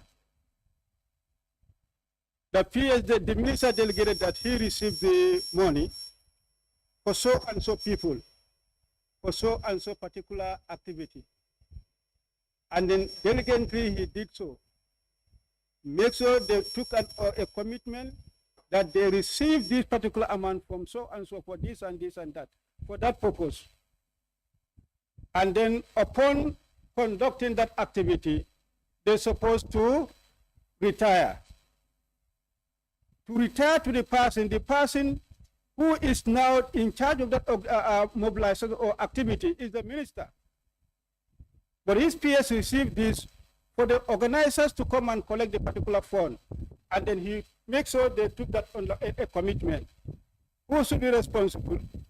The one that collected and then signed that they will be spending and then they will be retiring according to commitment. At our last meeting, we say that they are the one who should do the retirement. Accountant, Auditor General, Thank you, Honorable Chair. Just want to clarify something on the financial regulation relating to your question. When it comes to financial matters in government, the accountable person is the person whose the money's name is thrown on. Whatever arrangement you make later on with that money, it's your own internal or external arrangement. So you are accountable, the person who has paid the funds. Now you can go and make another arrangement with somebody else to have that money disbursed to them and then later have a retirement package. But you are the accountable person in the eyes of the law. And I would advise that as far as accountability institutions are concerned, we hold those accountable under the law for what they are accountable to. As for whatever arrangement they make later on, that one they can sort it out at their own internal level or in another forum where the investigation will take a detailed turn. But as far as the concern, the accountability institution is, if your name is this, you are the one who received the money. You are accountable to produce that money. Whatever arrangement was happening before, you are with another person, that is all up to you. The institutions will recognize you as the recipient, and subsequent events to that is up to you. You can take money from interest, for example, and go and put it in a bank account. It's allowed in the financial regulation. And then you now make sure that for your own evidence, anybody that you are giving money on, that you will have a check. Later on, if you are asked to account for that money, you will now also go at another level to present to another investigator, look, these monies were drawn by A, B, C, D, because here I have the list of the checks and all those things. So that will be another accountability element, but between you and those parties. As far as the institutional arrangement is concerned, this is what I wanted to add on, Honorable. Thank you. I don't think it's about institutional arrangement. Maybe the accountant general can come in. I want to distinguish the two scenarios, i.e. this one that is being looked at here is the same kind of scenario, but it's not this, completely the same. Why? Because this one, when we looked at it, it was, to us, the evidence was not sufficient, i.e. the imprest holder, the Rahia Tulo, was given the imprest in her name. And then what she brought to us as retirement is a note to say, I have given this money to so a person. When we looked at that, we said that is not sufficient because there has to be evidence, or that person makes an undertaking to say, yes, I have taken this money from you and I take the responsibility to retire it. Which is the difference between this one and the other ones, where the individual was given the imprest, but then the bosses or so, because it is clearly stipulated there to run this particular activity.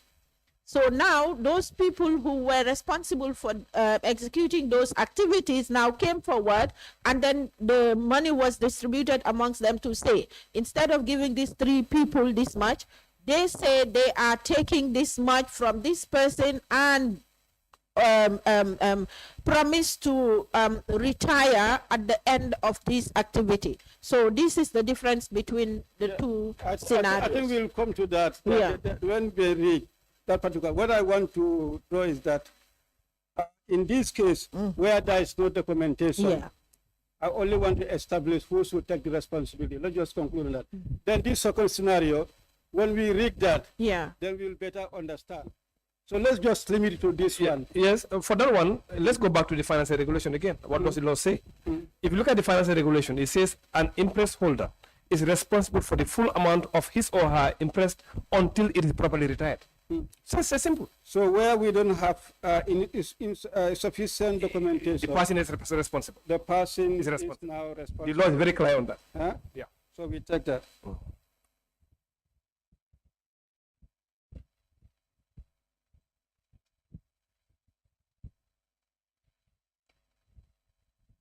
Where it involves a disease, what do we do?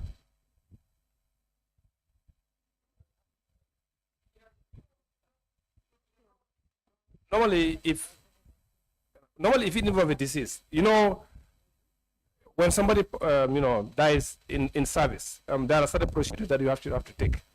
For example, there may be something that is due to you or whatever, and in that instance, if something the person actually owes, that should be taken away from whatever the government owes him before the finance is given to the family. But what you do in this situation is you need to maybe consult with the Attorney General's office to find out more information about the next step to take.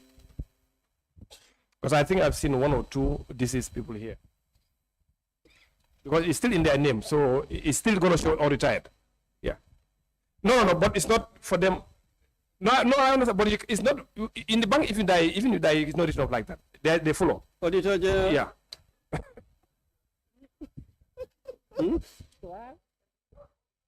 Auditor? I think following on what Honorable Mbo has said, as per the regulations, if somebody is deceased in service and he also has some obligations, there are entitlements to him that you deduct those entitlements before paying. The Accountant General is very much aware of this because he administers the pension schemes for government, and in that process, there are always examples of those scenarios where they do as per what the law says. Notice some people saying writing off is some options that comes where there are no other regulatory requirements. Exactly. Thank you.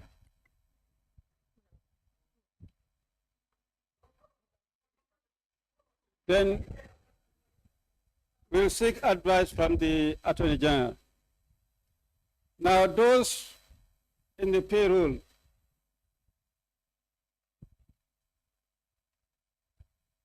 those on the payroll, Chair, those are the payroll, those are the biggest problem. For me, there's something that you're supposed to do, you refuse to do it. That in itself, financially, if you go back to the general orders, it's a misconduct. Gross misconduct or a misconduct or a misdemo. You see, I don't know. Something ought to have happened before they deduct in payroll. Because they've infringed the law. The law tells you, you take an impress, retire on a so and so date, but you deliberately refuse to retire. And now all of a sudden you've agreed to be deducted. And then it's okay like that. I mean, that's a big problem. You are in fact, that's the one we need to be more serious about. The people that are in service, which means they knew what they were doing and they've agreed to be deducted. That is completely wrong. yes, what's the suggestion? They should now? go and retire the entire amount. If they cannot, they just pay the whole amount. That's it. Because now if somebody owes, you didn't retire 200,000 and you're going to be deducted based on the lawsuit that we have, they cannot deduct you, I think 1/3 or something like that. How long is that going to take? That's the constraint Exactly. How many years they're going to take? the Accountant General is facing. Exactly. So for me, those people, they should ask them to go and pay immediately. If they refuse or they don't, You take legal action. Because in fact, the GO, you have gross misconduct. Gross misconduct, and I can read it. You know, sometimes, I mean, I don't know. But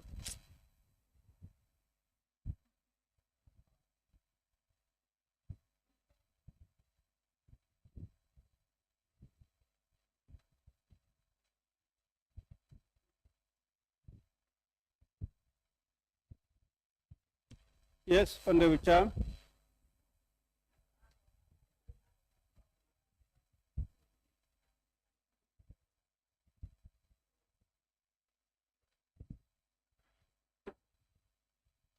By accepting the deduction from their monthly salaries, as if the money was given to you, or this money was given to you as on loan basis.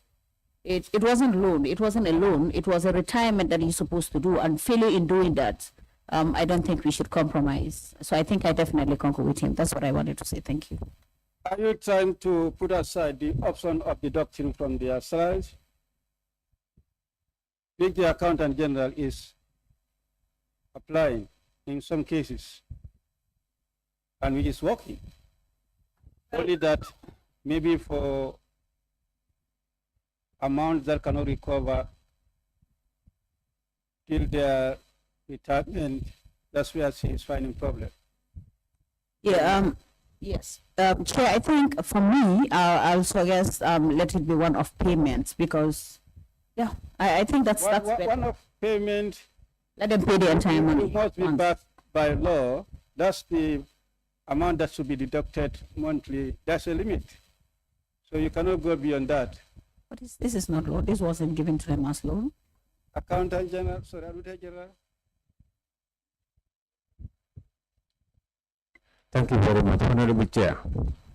I think I just wish to align with Honorable Mbo, but to stress that in financial regulation, it is very clear that if you have caused a loss to the government, you are supposed to pay immediately. The Permanent Secretary, Minister of Finance, is provided for provisions to recover those monies and to restitute them with immediate effect. If you are given an interest, it's an advance for you to carry out a particular activity. If you do not carry out that activity, and you acknowledge not carrying out that activity by not bringing evidence of retirement, then you have caused a financial loss to the government. Therefore, you should pay back that money with immediate effect. If it is more than $3,000, any amount more than $3,000, you should pay back immediately. This is what the financial regulation provide for and the public finance. And you did not make it for the purposes which they were intended, then you should bring back the money. Thank you. Are you suggesting any amount more than $3,000? You can pay that immediately. That is what the law says, Honorable. It's not actually even my suggestion. It's what the financial regulation states. Thank you. Ufana Soyohano. Yame? Okay, thank you very much. Yeah. Looking at the situation, because this is a situation that we find ourselves. I think this issue of impress is almost about around 2016 or so.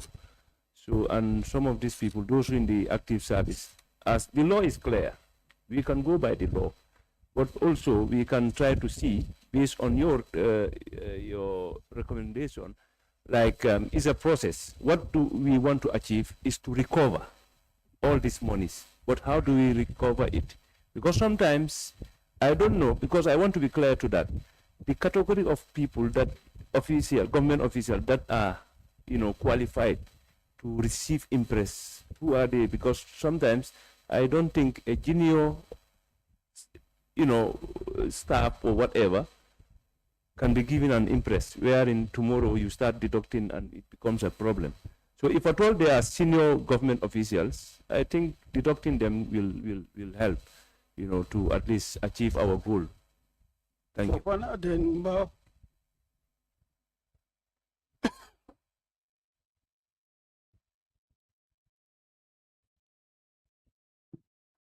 Thank you, Chair. And I think exactly this is the point. This is not a loan. When it comes to the law, I don't think many a times our own opinion is relevant. We apply it or we'll be abusing it. The only point I want to be clear on is the Auditor General have alluded to the fact that the accountant, the permanent secretary, should come out with modalities for the recovery. These modalities, does it give allowance to the fact that there could be instances where it doesn't need to be recovered in full, or these modalities, does it give allowance for installmental payments?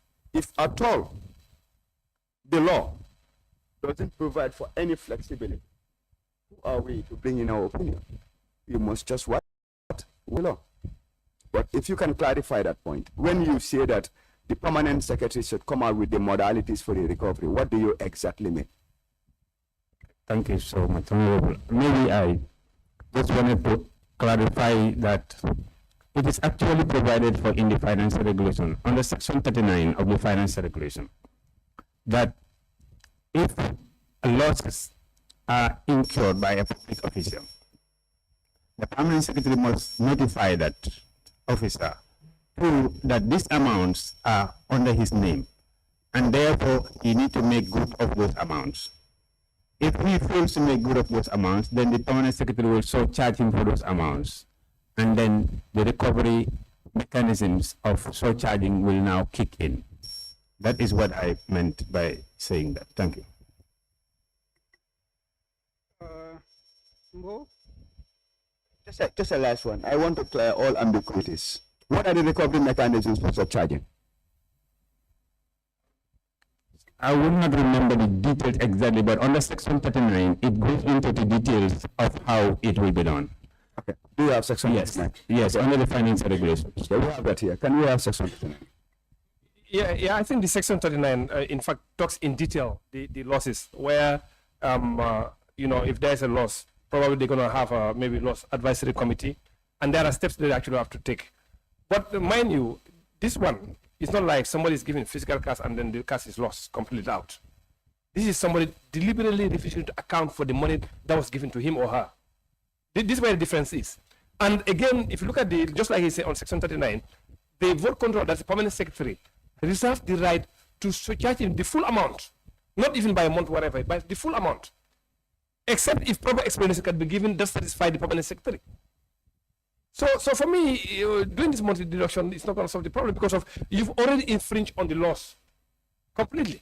You are given money and you are asked to account for it, but you refused. And now you have agreed to be deducted every month. Until when? Because if we agree to those kind of things, somebody else can also do the same thing.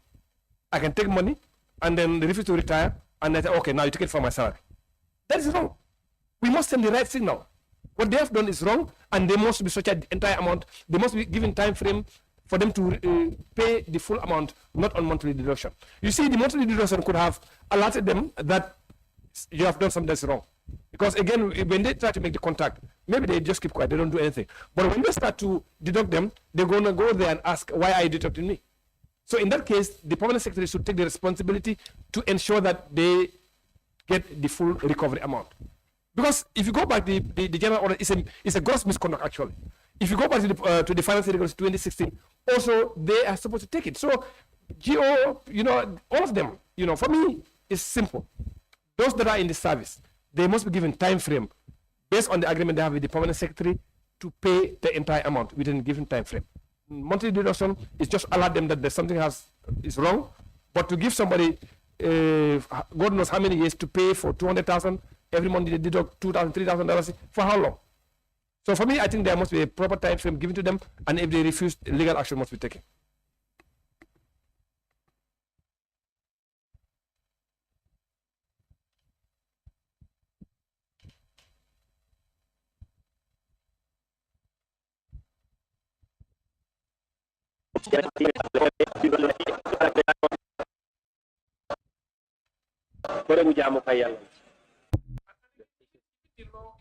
Still now, the law it was talking about, even if you are dissatisfied with this surcharge, they do it. They ask you can actually go and appeal to the minister. Still. So it's not like they just make the law out of the blue. So I think there are enough laws that that protects these things, So you pay, or then you go through the disciplinary process. Okay. The last point on this first presentation.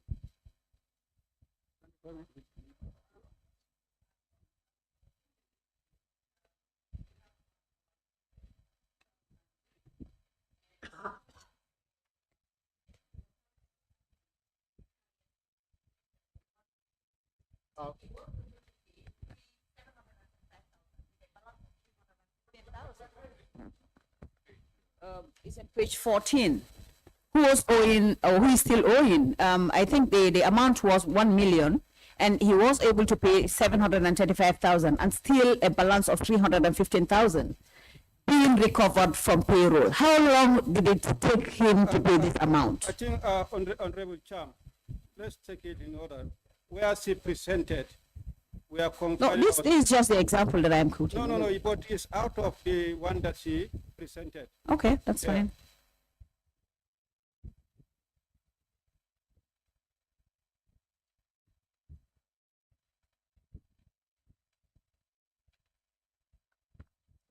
Chairman, to conclude, we need to decide, based on the list that is being provided, those who are being deducted from the payroll, now that we know the deductions from the payroll are inconsistent with the provisions of the law. We need to conclude and advise the Accountant General accordingly as to what is the way forward.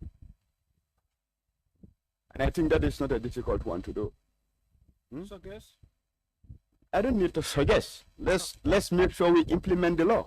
Make sure that those who are deducted from the payroll, let them be notified that this is your outstanding balance.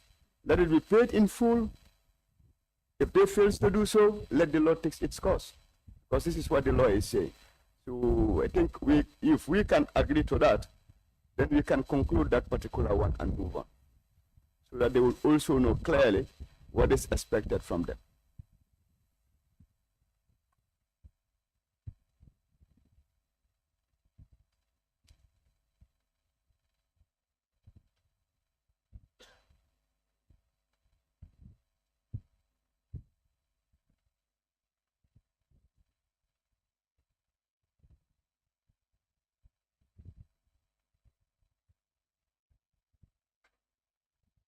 Accountant General, what he's proposing is that those who are deducted from the payroll, Johannes, sir?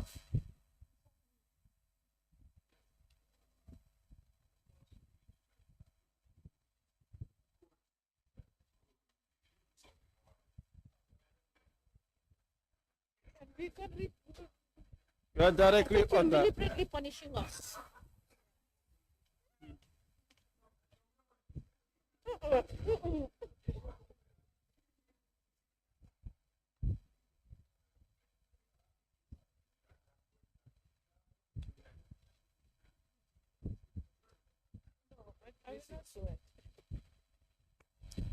Well, the proposal is that those who are deducted from source be written to, and for them to pay the balance. If they fail to do so by the time frame given, then legal action can be taken. That's also another point. And the time frame that may be given is, we are saying, by January or February rather, end of February, we'll be publishing the list. And if you'll be written to during the course of the time frame. If you are there, you are written to by the publication, the action that we're supposed to be taking, then you also fall under, after the publication, the action that we're supposed to take, they will also fall under that category. I think that will help. Let them be written to when, if you can say by next week, they can all be written to, so that by the time we will do the publication, that is end of this month, that is February, the action that will be recommending, that will be taken after the publication, if they fail to respond, then can also fall under that period for that action to be taken. Is that okay? Yes, I just want to know, to pay off by which day? When should they? That is the time frame that we have given for publication, is end of month. So we also take that to end of month. February? That's Susan, Yeah. okay?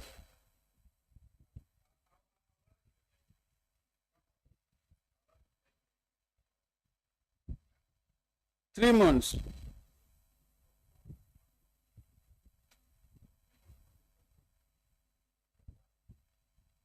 From, Yeah. from the date of publication. From date of publication.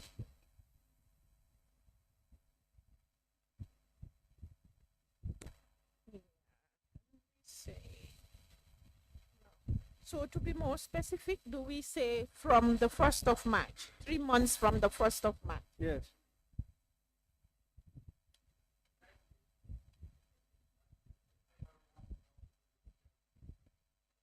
Yeah.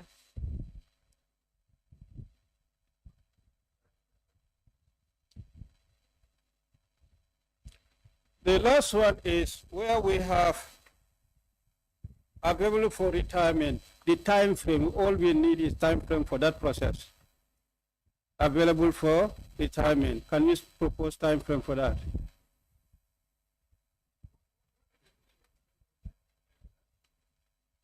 As Accountant General It's the auditors to come. or Auditor General? Yes, Auditor.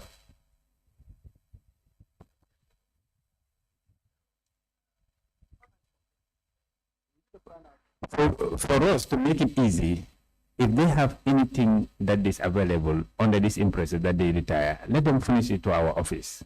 And we will check them and come back and verify and report back that we have seen these retirements to the Honorable House and said, confirm exactly what we have seen. So this shouldn't be a very difficult thing. If they have anything that they can, that they wish to advise us on, we're available. We will take that.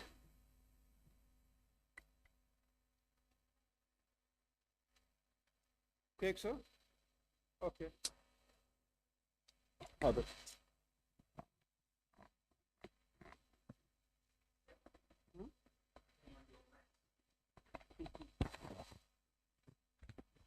And there's no gender empowerment for some getting.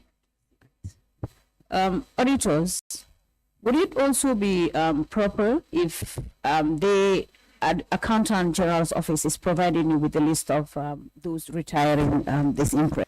Would it be proper for them to also indicate the time effect, the time that they for example, if someone is owing 100,000, because I'm seeing cases in here that someone is owing or was owing $100,000 and on payroll, recovered from the payroll exactly $100,000, and I am seeing a case where they said the ongoing the deduction is still ongoing. How is it ongoing?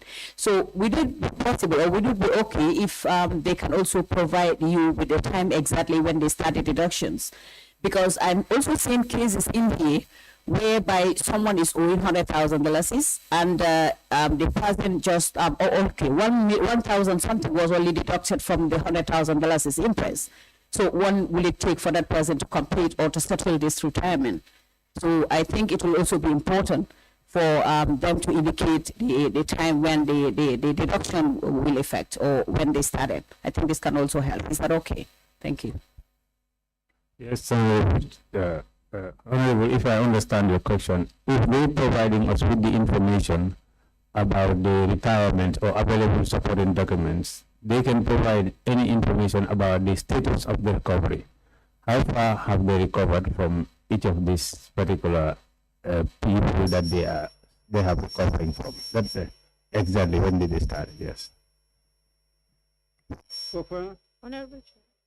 Yeah, I think on this issue of available for retirement, we've not conclude what should be the time frame.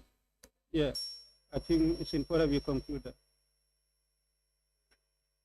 Only thing I want to bring to the attention of the committee is that by the 1st of March, there should be a publication.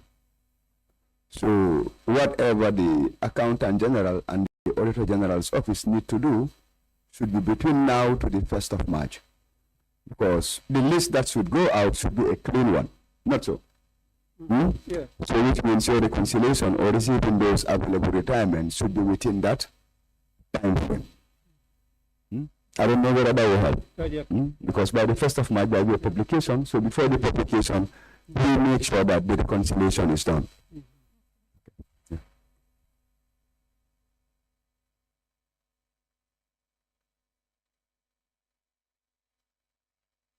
Accountant General? Yes, I just want to maybe bring out this point that it is important in as much as, yes, we're obliged to submit to the auditors. I think it is also important that after submitting, we sit with the auditors to take them through, because we have a system. Whatever we are saying, it's coming from the system. They should be able to gather evidence based on their interaction with the system. So they would have a first-hand information as to whatever we are doing. Yes, there is some documentation that we need, like the receipts that have been presented. Those we need physical evidence, but some of this evidence also can be gathered from the system. I.e., a typical example is what we're doing in terms of those that we're deducting from payroll. That information is available. It's just a matter of putting them through. So they'll be able to know when this deduction started, how much is being deducted from them month in, month out, and they should be able to use that information and corroborate it with the evidence they have in hand. So I think this working together is important. It's not just submitting to the auditors, and if, for example, they have another view different from our view, we still have the issue still pending and outstanding, and we come here before you and we're like, it's not like that. Because we have a section specifically for that, where they say this and we say that. As far as the system is concerned, it's this, but then the auditors are saying something else. So I think that collaboration needs to be there. We need to sit with them. In as much as we're submitting documents, they need to be taken through the system that we are depending on for the job to be done. Auditor? Thank you, Honorable Chair. I think I would agree with the Accountant General on that. We have no problem reconciling with them all this information. If they provide the evidence, even the payroll evidence, if you provide us with a Excel file, for example, of the deductions, we can choose to verify and just confirm few things and just satisfy ourselves. But as far as we are concerned, we are available to make this process work with you amicably. If we see the documentations, you are satisfied with this retirement, we are not satisfied, we will comment on clearly to you that this documentation is not a sufficient retirement for us. So we will do this together with you. And our office is open to receiving all this information. Please, what I would advise is that we just have to be very open about it. Just bring out everything that you have and tell us. If you have challenges, we will also note those challenges and we proceed with it. So we are open to that. Thank you, Honorable. I think that is okay. Let's proceed on that. Yes. You know, sometimes, when you deal with systems, for example, some of this can actually happen where there may not be, physical evidence, but you can go and review. I just want to get some clarification on the cancellations. For example, you give somebody an impress, and later on, for some unknown reason, then you decide to cancel it. Wouldn't you also keep evidence of those cancellations, like in terms of documentation and stuff? Wouldn't you keep evidence of those things? Okay, it depends. It depends on the scenario. Let's say, for example, you were raising an impress on the system, and for one reason or the other, you made a mistake, which means you cannot continue. You would not have evidence, physical evidence of what. What would be the evidence is the narrative. For example, in reversing that impress, you would go and raise a debit memo, for example, if that is what you're using to cancel this. And it would give you an opportunity to explain why you are canceling that that impress. So in that narrative, then the person would know why you are going ahead to cancel this. And any reviewer looking at that would, be convinced as to why you are canceling this. So, but it's different from another scenario that explains why. In that case, you cannot apply the rule to that kind of a situation. Obviously, some cancellations would require physical evidence, but not all cancellations would require physical evidence. Yes, Chair. Just like the examples you gave about the raising a debit memo to cancel. If you raise a debit memo, I would suppose somebody would have to authorize that debit memo, yeah. to Yes. So wouldn't that be some kind of evidence? That would be an evidence that you are canceling due to, and somebody has authorized that transaction? Yes. Okay. Basically, it depends on where, during the process, you reached okay. before you do the cancellation. Okay. Sometimes if the process has not completed, it would not require you to do a debit memo.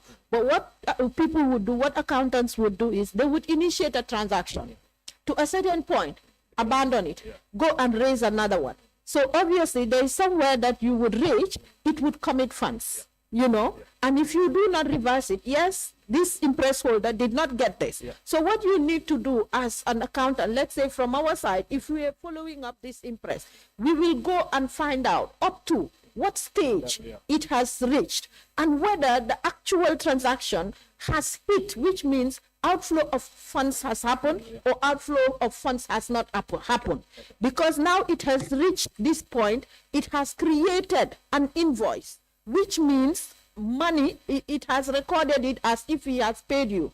But then the person would come and say, I have not paid. We have a similar situation where somebody was given an impress, and since I can't remember which year, it's been a couple of years, that person still is saying he has not taken that money. I have never been given an impress. So what we have done is, we're still up to today, because it's a long time ago, we have used the system to check, and we have seen that the money has hit our TMA, which means it's a debit in our bank account. Now, what next course of action? We are engaging the central bank, but obviously, since it's a long time ago, to give us who actually received that money from central bank. So that is how difficult some of these things are. And we cannot conclude until central bank gives us the name of the individual with his ID who have, because it can be endorsed in somebody else's name and that person not handing over the money to him. And for him, as far as he is concerned, I've not taken money. But as far as the money has gone and it's given in your name, you are accountable. So that is still outstanding. We're waiting for central bank to give us that confirmation. So those are the challenges that we are faced with. You know. Yes, can we proceed with the next presentation on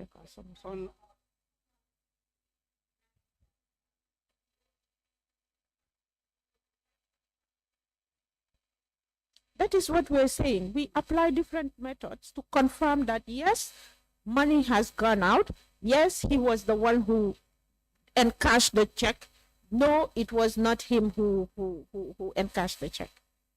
So that is it. Can we proceed? Clarification on the debit memo. We talk about the issue of authorization. Is authority given to the individual who raised the impress, or it's given to someone else with regards to the user rights? Do you have the right to initiate a transaction and then still now you have the same right for the cancellation? Oh, okay. From the I'm asking about the user rights. The yes. accountant. The accountant. Yeah. Who raises the debit memo? The accountant. The accountant. Yes. Now, who actually puts it in the system? The accountant raises the payment, and the accountant also has the right to raise a debit memo to cancel. But all these processes, you cannot initiate it and complete it. It goes through a process of authorization. So if the accountant raises before he can access or he can actually cancel it, it goes through another approval process, different from the person who has initiated it. Thank you. Accountant General, we may proceed with the presentation. Oh. Done with Appendix A. I guess we are continuing to Appendix B.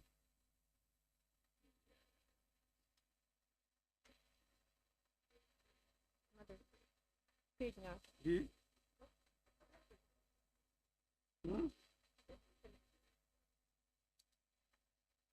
For impress. Okay. We have not started the Appendix B, cancellation. Okay. and we have made a mistake. Pardon?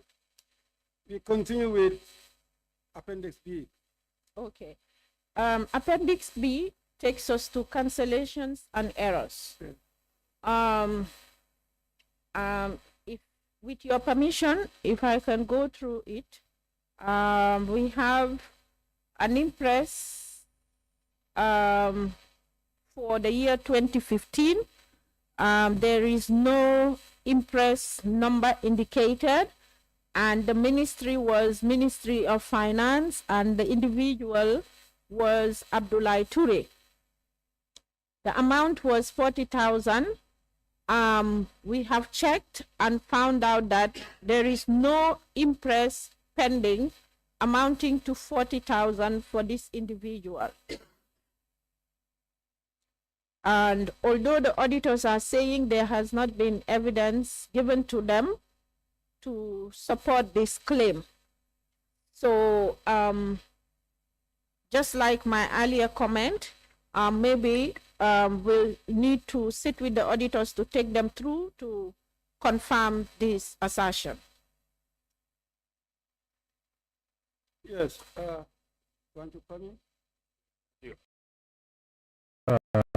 Thank you, Honorable Chair. Yes, as cancellation and errors,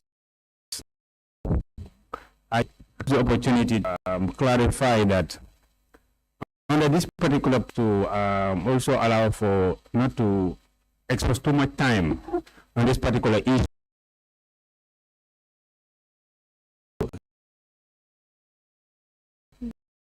It's not a very material issue as far as we are concerned after reviewing. Most of this started, but they are transferred. So these are systemic issues. We will advise the Accountant General to be very regular on its month-end procedures. If the month-end procedures were actually done, we would have not found these things at the during our audits. They would have cleared them by the end of the month because these are transactions that are initiated, not completed. So in the month-end procedures are supposed to clarify and exhaust all these issues. So we will advise them to improve on the internal control, but as far as we are concerned, this is not a very material issue, this Appendix B. Thank you. Can we proceed with the presentation? Then questions can come. Okay. Let us finish the presentation then, as we did for the first, Appendix 1A. Oh. Okay, that's the last one. Next, we'll proceed. What I want to propose is, because looking at this, the auditor have already made their opinion. And whatever we do here is based on the audit of evidence, which is presented before us. And going through it, the audit evidence have been consistent, to which he's made a general observation. So I think what we need to do is just make observations or recommendations based on his audit observation and move on to the other. And saying there was no cash movement, it was a system error, so there were no material losses. So that's my proposal.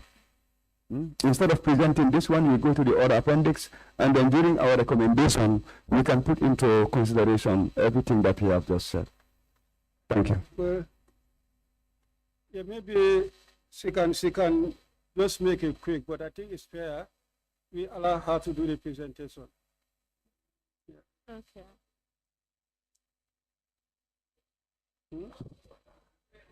Hey, Chair. Chair. Yeah. There's no need, because once it's cancelled, just like what she was explaining, what actually happened, and that's why I asked that question. You know, you initiate something, you couldn't continue, and then you leave it, and then start something else again. Unless funds are committed, women's checks are printed, maybe, you know, but otherwise, I think as long as our main support partner, they are satisfied with them, for us, I think, you know, we can just move on to something else. My opinion. Well, what I'm trying to say is that maybe you try to exempt the detailed part, but the ones that we feel were cancelled from the list, if you can read them, then it's important we get that. The names and then the amount that were cancelled.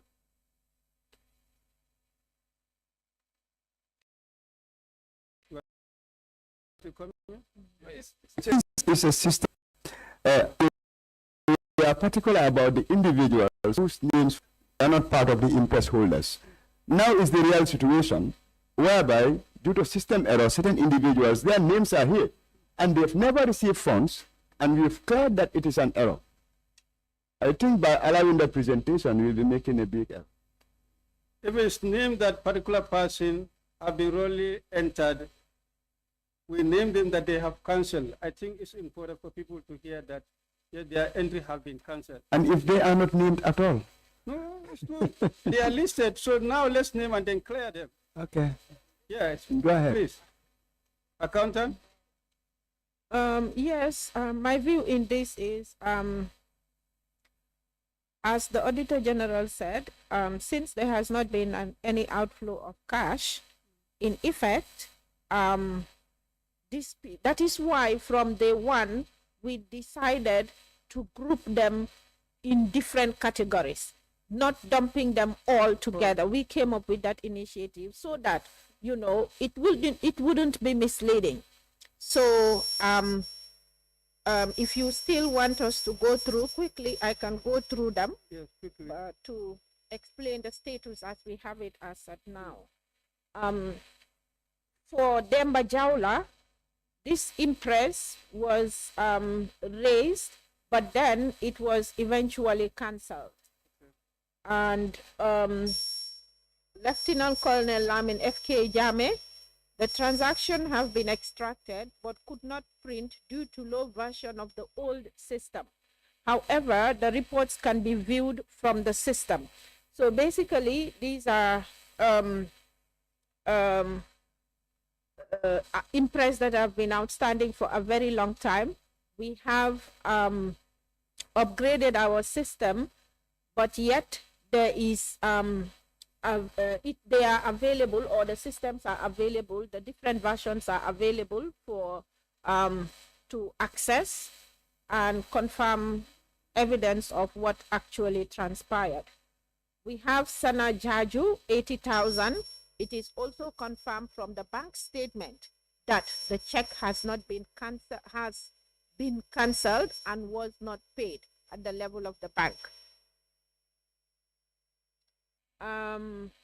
Day Fatu Job, an impress of 131,250. There is no impress pending amounting to 131,000 for Day Fatu Job. We also have Ansumana Sise. There is no impress pending amounting to 46,000 for Ansumana Sise. The retirement date was on the 10th of July 2015. Ami Hassan Jai, this impress was cancelled in the system with debit memo number days, but the reversal was not done to clear the impress. Momodu Lamin Jai, this impress was cancelled in the system with debit memo number 23DM00426, but the reversal was not done to clear the impress.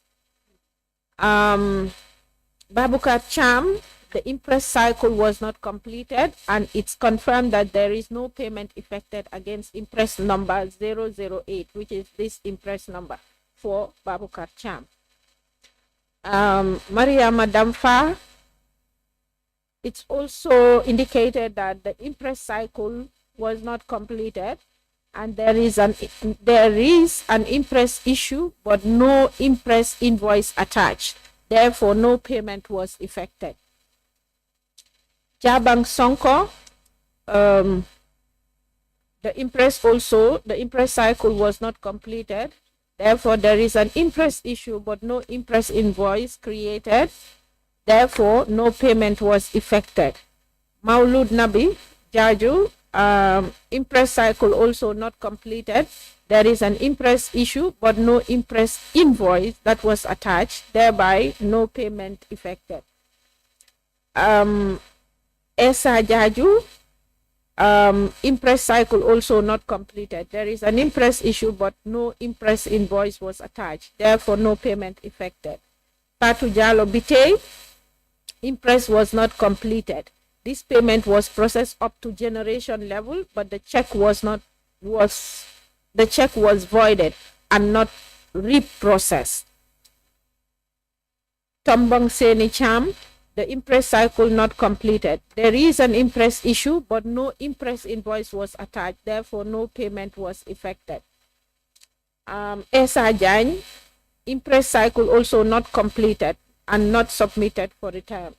Impress cycle not completed, therefore no impress issued. That should have been the comment not submitted for retirement. Gidom Balde, impress cycle not completed. This impress was cancelled in the system with debit memo 08 DM 00768, but the reversal was not done to clear the impress. Usman Job, not found any impress for him for this period. There is no impress pending amounting to 350,000 for Usman Job. Paul Mendy, no outstanding impress for this period. There is no impress pending amounting to 75,000 for Paul Mendy. Yankuba Koli, the only impress outstanding is 350 paid on check number 210536. There is no impress pending amounting to 150 for Yankuba Koli. Yeah, that's all for Appendix B. Okay. Yeah. Get some clarification about the status of the impress from the auditors. Who gave them the report? Do you give them the reports of this? This came as part of the ETB, isn't it? It came as part of the ETB, and then they would go and pull the report for the impress outstanding. So, yeah, but the reason why I'm saying is because, again, when you look at the last one here, it's saying the only impress outstanding is 350,000 paid on check number so and so. But on your response here, you are saying there is no impress pending amount to 150,000 for Yankuba Koli. So I'm trying to reconcile the two. What's happening? Yes. This one is saying it and another one is saying something Yeah, different. like I earlier said, you know, when you initiate a transaction, and if you are not going ahead with it, as an accountant, you need to go and cancel it and clear it off the system so that it would not commit funds. But if you do not complete the cycle, it would commit funds and then it would come out as if the impress was paid when it was not paid. So now the idea is when these reports are pulled, they need to go and look at the status to confirm that yes, this is an actual impress paid or not paid, which means, as the Auditor General said, if the month-end procedures and the year-end procedures are being done the way they should be, all this should have been cleared to the point that now, when the accounts are being pulled for auditing, it is a clean slate that is being provided for audit. So that is where the issue comes in. So now in this case, it's not the 150,000, but the 250,000. Yes. So we take that Yeah. the Because this 150 is still 350 is still outstanding on his name as outstanding. on his name. Yeah. Okay. That's not cancelled. No. Just a clarification. Do we still expect to find this in the ETV, let's say at the year end In the 2023? outstanding report. Yes. Unless it is cleared, it would still be there. But if it is not cleared, it would still be there. What is stopping it from being cleared? Because in future reports also we might see it. What do we do to clear the system? You know, we are dealing with prior years, where the audits have been finalized and you cannot go and change the figures. You know, those are the kind of constraints that we are faced with. Once the accounts have been audited, finalized, you cannot go back and open and start changing figures. You know, so they have to be now looked at subsequently in subsequent years. That is the constraint that we have. Okay. The only issue now is it's good that we have individuals there who have the institutional memory. But had it been, it was not that case, an individual will be wrongly penalized Yeah. for funds that he did not do. And having them there, appearing year in, year out, again, might bring some complications. I know. So I think we can find a way. There must be a way out of it. there must be a way out of it. To clear the system and then have a fresh start, then the internal controls start working, then you can have a clean state. Because if not, what we are seeing, its appearance now is indefinite, based on the status quo. Sorry, the Auditor General wants to comment. Just wanted to add on to what Honorable Governor is saying. With regards to that prior year, he is very right that there are prior year events that if they are touched in the current system, they will alter the account. But they could be generalized, like you said, there is a way out.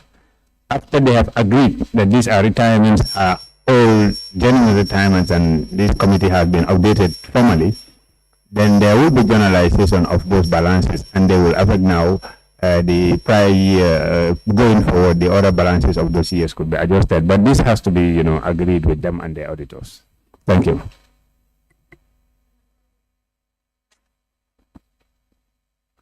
I want to say we have the option to journalize, which we are working on now. That is for the impress holders that submitted their impress, recently. But the other bit that we are talking about is the report. We are also looking at the possibility of engaging the IT so that we could have some kind of deletion mechanisms whereby we can go and delete that impress. Because if you look at the report is a bit mutually exclusive from the journal. Even if we do the journal asset now, it would not go retrospectively and clear that report. So the journal we are handling, but that one we would have to engage the IT and see whether it is possible to go back to the report and get those transactions cancelled so that they would not repeatedly feature. Yes, I would like to recall my colleague's point here. You have to be careful because in accounting we don't delete. We just have to enter a transaction to clarify as at the date of the effective date that this now, if for example, if you print it as at 31st December and it's outstanding, the adjustment that will clear it on the 31st of December 2022. So that if you print it as at today's date or the earlier after that date, it will give you a status quo of when your journal was affected. So rather than deleting. So I think deleting is not an option. Thank you. And if I may add into that, you don't need it to be retrospective because your current values are inaccurate as per the degree of the inconsistency of these figures. So once you raise the journals now, retrospectively, they will correct what? No, prospectively. Moving forward, they will correct your values. With the historic one, that's okay. Now, this narration is telling us that because of A, B, and C, that's why the ETB was including them. So we don't need them corrected to be corrected in the past, but moving forward. So you can post them now, and then your current values will be accurate. But even if you do that, when you go back and print your report, 2015, 2016, you will still have them as. They have to be there. If you see them in 2016, you come to 2023, and then you see the journal posting, they will cancel out. You don't delete in accounting; they will cancel out. Can we proceed now? The next one, Appendix C. Appendix C.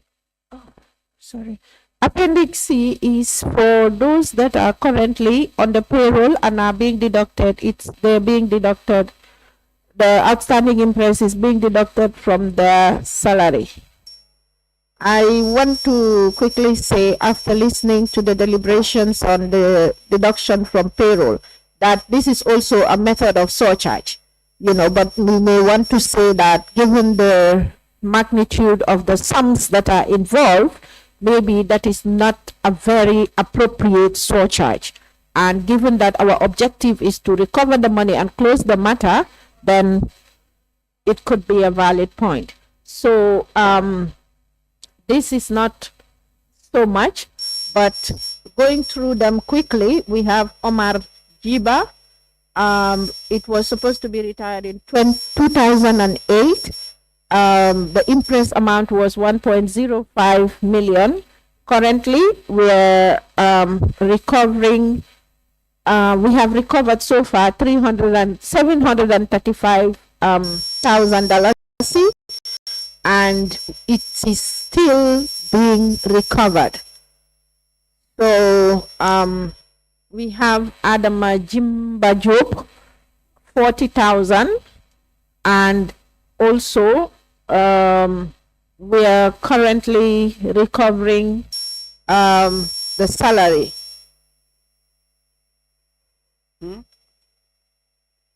So far, the amount that is recovered is how much? $5,097.40 5,000. and $97.40.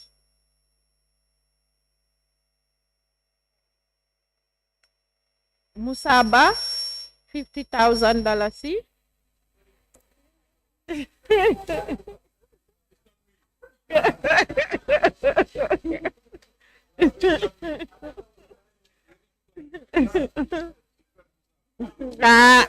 How sure are we? Education. It's him, exactly.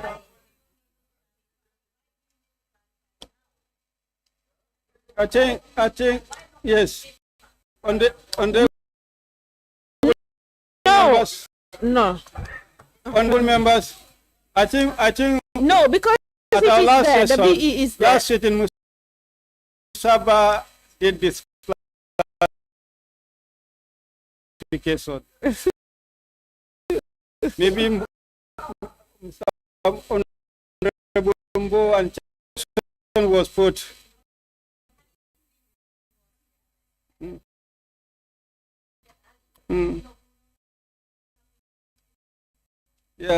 Yeah. So he did a clarification. Can you proceed? Okay.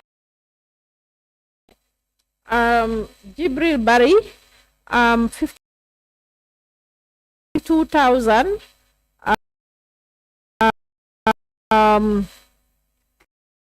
$959.46. It's like the deduction started, was it November?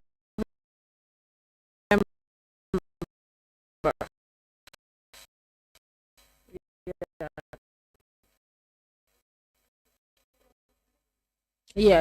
Kinte, 1,000 in Pumba. How much? Don't have.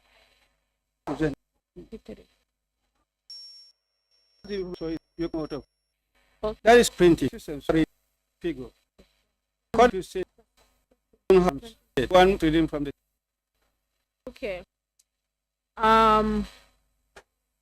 It looks like Fabala Kinte, our updated comment is available for retirement, which means a salary input form was done for November payroll to be deducted, but eventually he brought in his documentation.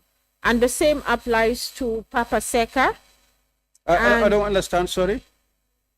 What do you say on Fabala? Fabala Kinte, in November, a salary input was prepared for deduction from payroll, but subsequently, he brought in his retirement documentation. So we're saying here that those documents are available for retirement. It looks like he had the input was prepared for him to be recovered from payroll, but he brought in his documentation. What I need to confirm was, did we actually start in November before he now brings his documentation for retirement? Okay.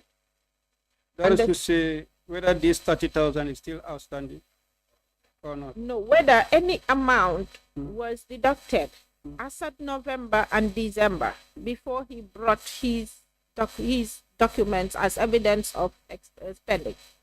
Whether there was deduction. Yes, Yeah, we need to confirm that. But whether he brought in evidence. Again, whether there is outstanding or not. Yeah. Yeah. Okay, he's saying deduction started because that salary input was prepared for salary to start, for his salary to be deducted effective November.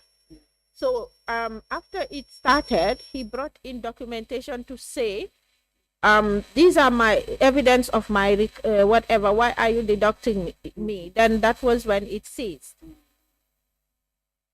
Chair? Chair. No, I just want to repeat my question. Maybe the Accountant General did not understand, or maybe she did not hear what I was saying. I asked, when was this report printed, and why is it mentioned in this report that the figures that they are mentioning, or they are saying that this particular person has paid, or they have recovered this particular amount from this particular person, is not mentioned here? That's what I am asking.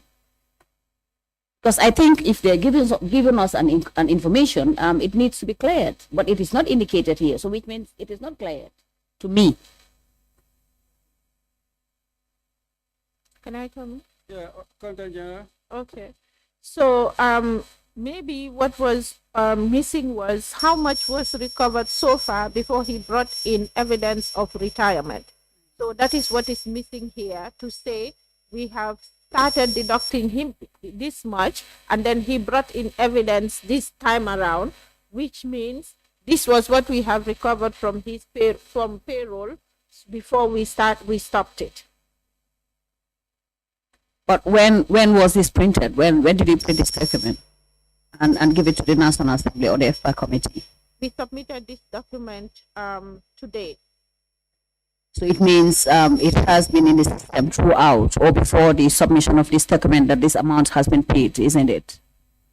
As at November 2022. Then it should reflect here today. No, what I'm saying is, as at November 2022, or before the payroll of November 2022, we didn't have any evidence of retirement, which means we went ahead to deduct him from payroll. But as soon as we started deducting him, he brought in his document to say, you're deducting me for this when I have actually submitted. I'm submitting it again. Because remember, we have this issue of, we're not collecting it centrally. It's MDAs doing the payment of interest, and people would now submit to them, that is to the accountants.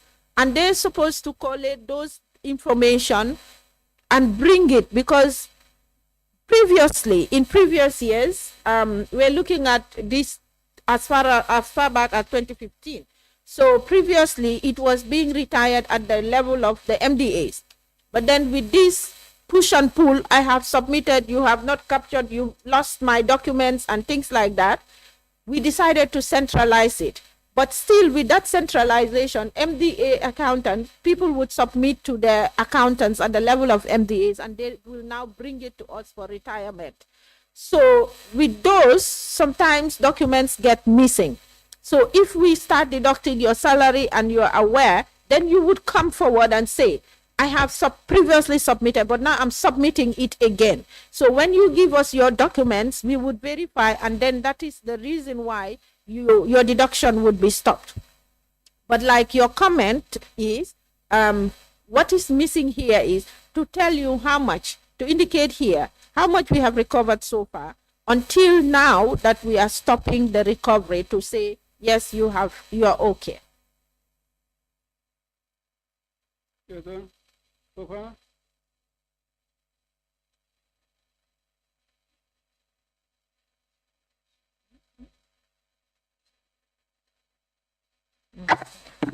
I can still see Honorable is in doubt, and you are right. What we will request is not only for Papa Seka, but you can kindly avail to us the total amount recovered. Once that is reduced from the interest amount, then we'll have the balance. For the individuals. Yeah, for the individuals. Not now, but you can do that, because you have the figures. I mean, Mr. Ba is having it on his laptop. You have the total interest value for individuals. Then, no, yeah. Yes, for all of them. If at all that was deduction have ceased. No, sorry. Let's make it easy. Her question is premised on the fact that for these payroll deductions, the individuals listed, you'll have the interest amount, You'll have the amount recovered. In many cases, it is zero. When they are already being deducted, some of them since from November. So had it been cumulatively, November deduction, December deduction, January was added, subtracted from the interest amount, you would have gotten a balance altogether. This is the point he was trying to raise. So by the time of the publication, let's say by end of February, around 1st of March, if we can have that updated list, then that will help us. But as for now, let's take this and then we'll go through it.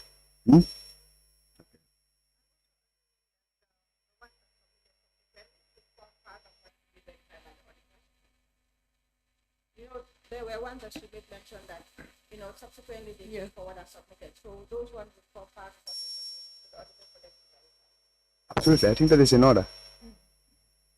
Okay, thank you, Chair. Can we proceed? Now, in the case of Fabula Kinte, that is, you have to decide on the available, what is available for retirement.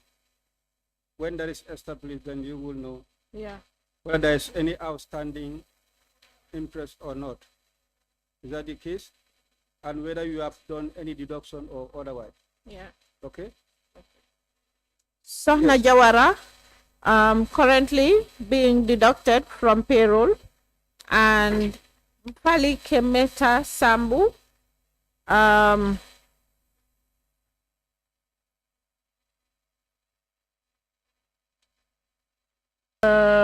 currently not in the payroll. Fali Kemeta Sambu. Yeah. So this one we will need to establish whether actually input we started deduction and then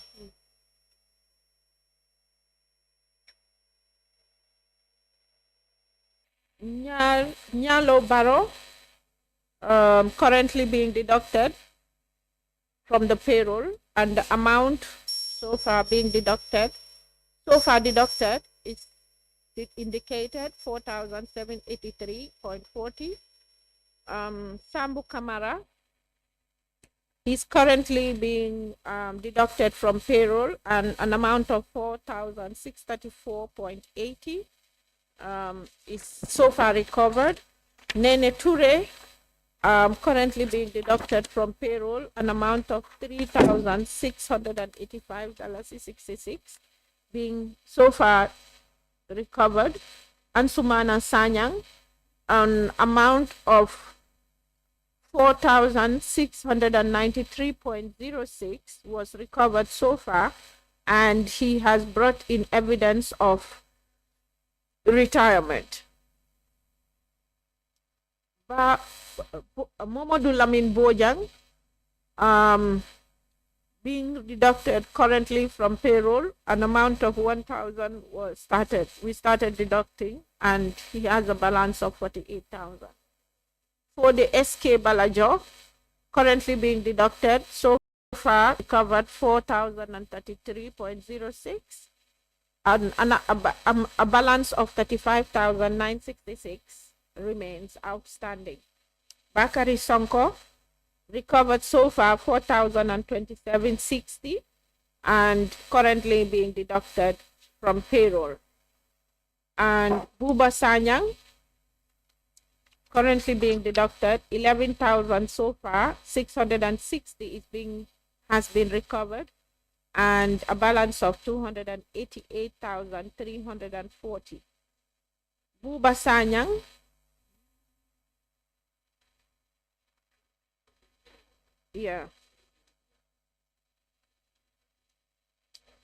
two different years. It looks like it. Yeah.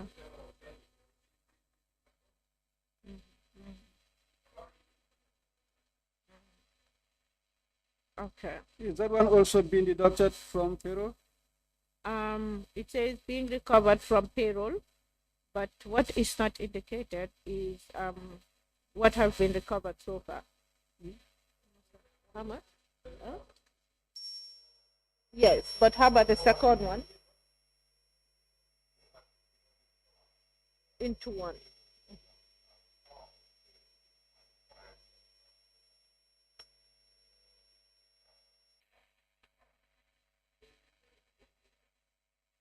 Now, for the second one, 143, what has been deducted for that? No, The amount he said, recovered. like he said, it is being, the two are Combined. Okay. and it's being deducted from payroll as one. Okay. From Yeah. Okay. because it's still the same pay code. Okay. Okay. The two are joined. Okay. Yeah.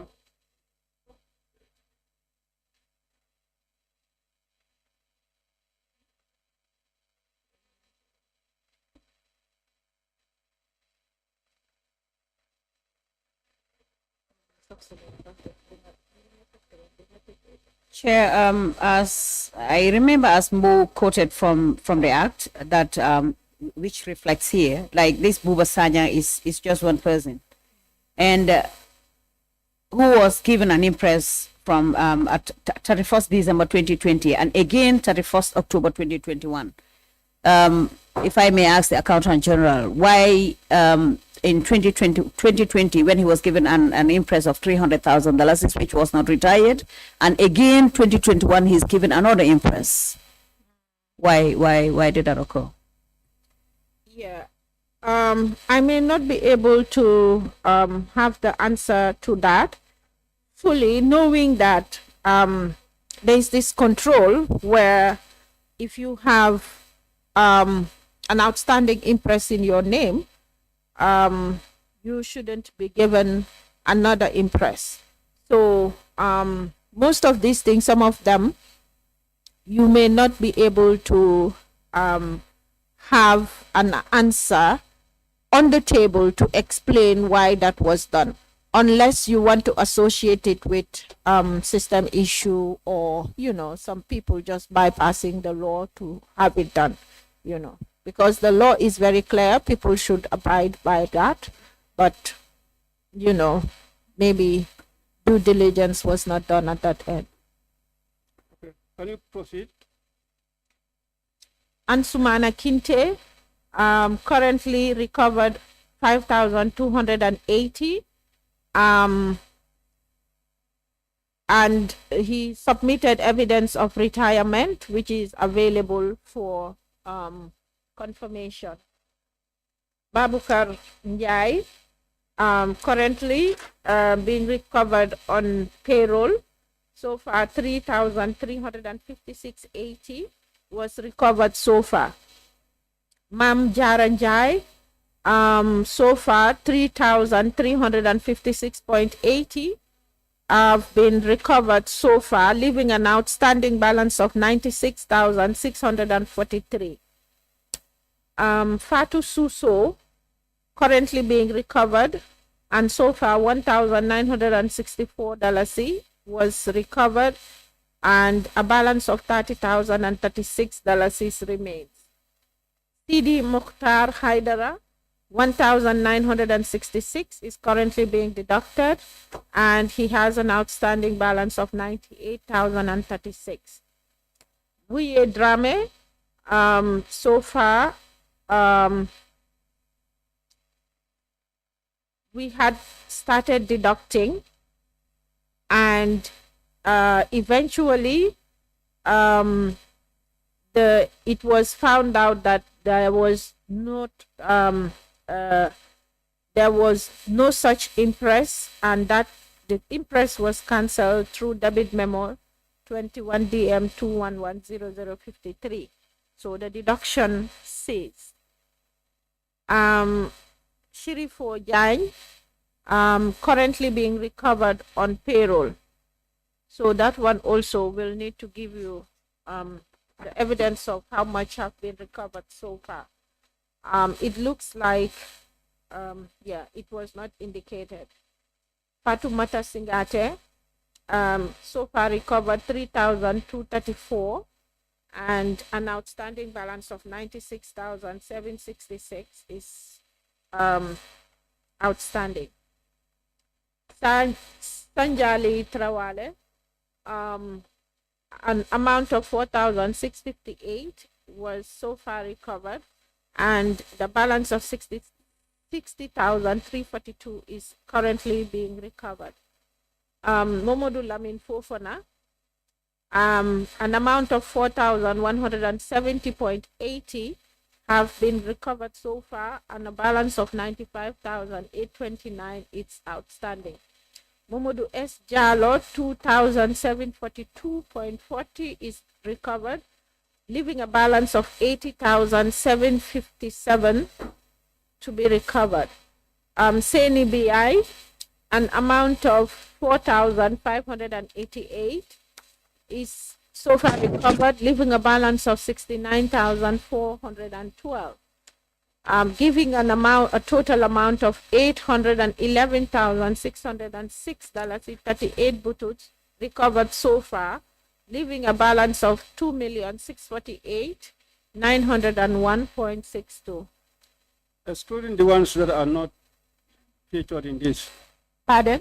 I said excluding the amounts that are not featured in some areas. Yes, this is specifically for those that were recovering through payroll. Payroll. Yes. But you were indicating that some were recovered, but the figures are not stipulated. Exactly. So I'm saying yes. this amount is Yeah. excluding those ones. Okay. Roughly can get to around. Pardon? I think roughly the figure will raise a bit high. Yeah. Yeah. Quickly again, let's go to Appendix D. Okay, Appendix D.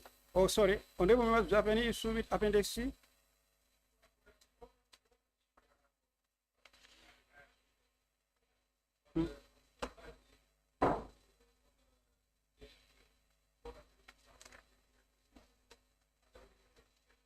Mm-hmm. Yeah. Yeah. I think that's the issue we addressed earlier on. So when we come to that, then we can, yeah. So we can move. Okay. And to add, the figures that were not stipulated, you can help us the update so that we know those figures. Okay. Yeah. Appendix D deals with unretired interest. Suare Jabai OP 407,560 was issued, and today it is unretired. This impress, as part of the documentation submitted when he was contacted, gives an indication of him handing over the money to Lamin Nyabali amounting to 105,000, another amount of 100,000 to Cornelius Gomez, and Malafi Chaju, Max Aksigai, and Majanko Samusa, $200,000 each. Huh? Yes, so let him help him. And you know, he used to lambaste us here in Parliament. Exactly, he'll help us. Yeah. So this is the this is the scenario. Then another one says Suare Jabai $613,800, and we have confirmed that this check has actually been paid out, and there is also an indication with some, how do I call it, evidence of handing over to Yankuba Ture an amount of $613,800, where he indicated, confirming that he has received this money from Suare Jabai and promised to a promissory note to say he would retire once the expenditure is completed. Joseph Jassy, an amount of 4,000, it's still outstanding, and this is a clear evidence of what we have done in terms of reaching out to these people, that our first engagement was to write to them through their known BEs, that's their ministries, that indicates the ministry that issued the impress to. So Ibrahim Bunsane, 105,200, also written to through immigration department, and the amount still remains unretired.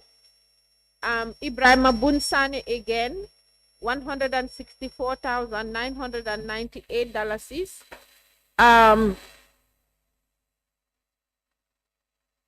Yes, so it looks like this is the breakdown of what was given to him to have total to 164,998. He was also contacted through the immigration department who had given him this impress, but no response. And Momodu Kanyi, through the Ministry of Fisheries, he was contacted, but no response. The amount still remains outstanding. Abdullah NFS Sane, contacted through the Ministry of Health for an amount of 296,000. It still remains outstanding. Sana Malang Sambu, contacted through the Ministry of Health, 14,400. It's still, it's like he has retired 5,000 and the 14,000 remains unsettled. And Dr. Njogu Elba, 500,000, contacted through Ministry of Finance, although he was not working there, but he was given the impress by Ministry of Finance, and still no response. Dr. Njogu Elba, 5 million, contacted through Ministry of Finance because he was the payment was given to him through by Ministry of Finance. The amount still remains unretired. Ibrahim O. Kamara, 5 million, contacted through Ministry of Finance, and it's still not retired. Malamin Jaju, 1.016 million. It's also through Ministry of Finance, but no response. Alkali Jabi, 275,500, contacted through Ministry of Finance, no response. Patu Jase Kuyate, the same. Contact Finance, 100,000, no response. Manga Sanyang, contacted through Ministry of Finance, 150,000, no response. Musukeba Sonko, contacted through NGO Affairs, but no response. Recovered 6,100. 31,900 remains unretired, no contract. Yankuba Koli, 300,000, contacted through OP, but no response. Yankuba Koli, 149,000, no response, it's unretired. Mamajik Nyang, 100, Magic Njai, not 150,000, contacted through OP, no response. Amadou Cham, 16,950, contacted through OP, no response. Amadou Cham, contacted through OP, no response. 177,600. Benedict Jame, 30,000, contacted through OP, no response. Buba Bojang, contacted through OP, 15,000, no response. Ibrahim JT Kujabi, 135,000, contacted through OP, no response. Edsa Jalo, contacted through OP, 81,300, no response. Eta Balde, this one eventually brought her retirement, and it's available for retirement. Jibril Bojang. Esa Balde Eta Balde. is retired, available. Yes, available. Yes, yes. Eta Balde. I think yeah. Mhm. Was she? Eta Balde, I think I saw her. She was, part of it was recovered and then she paid over the counter receipt. Wow, Jigen. Jibril Bojang, 239 130, unretired, contacted through OP. Hasum Sise,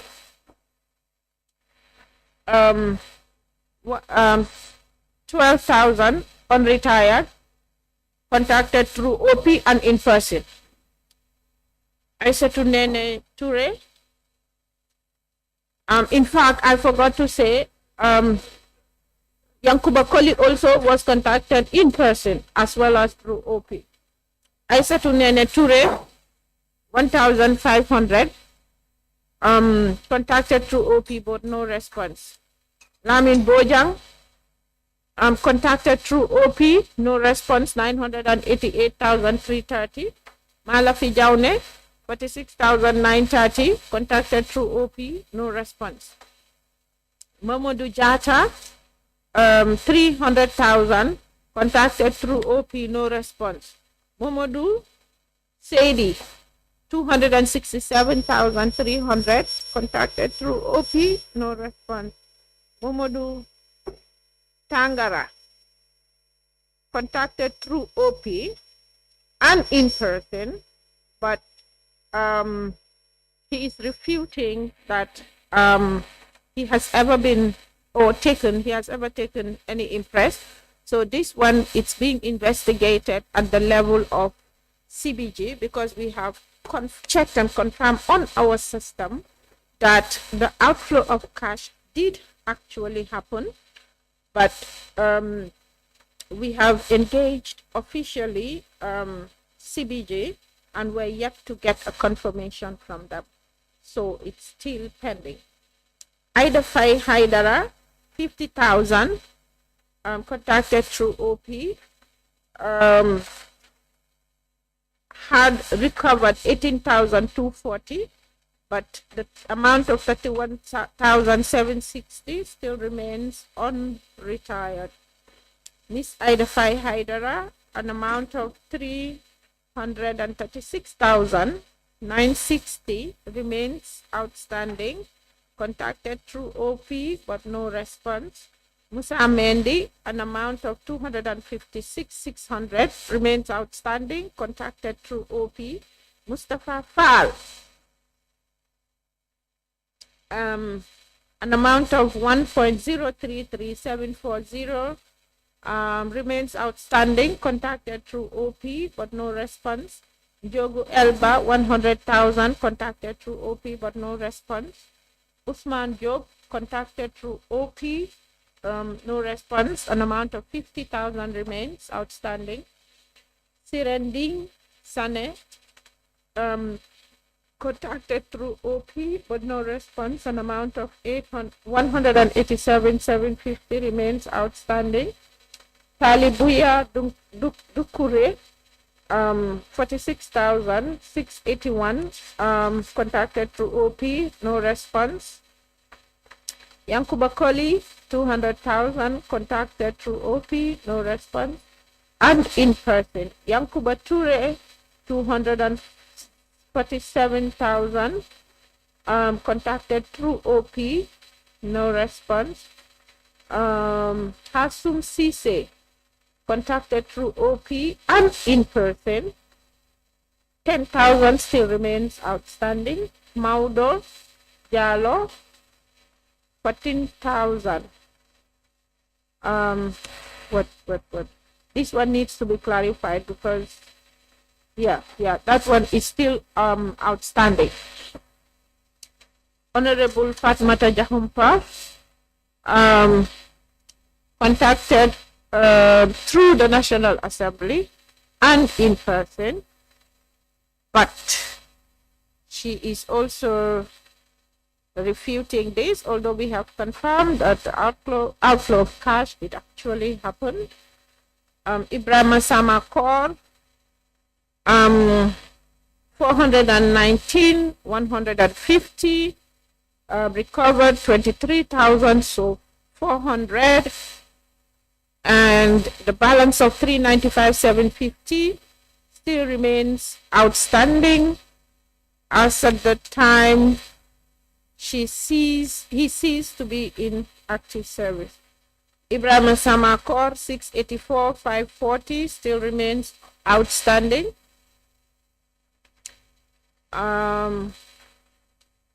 Yeah, that is it. Your total?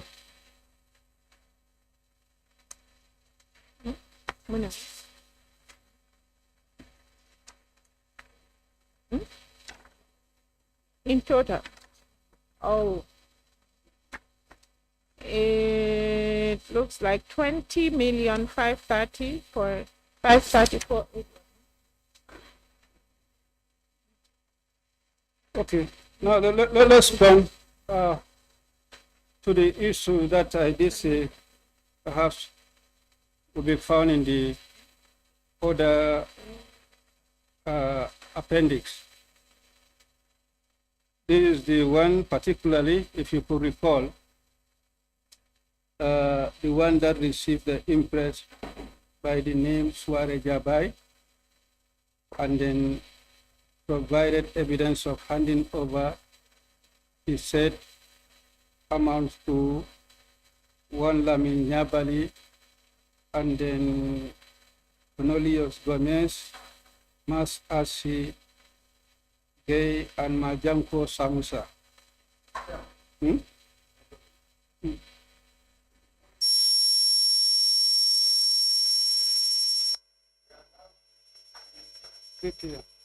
We just conclude now. Yeah, we finish. It's only this. So it will be premature.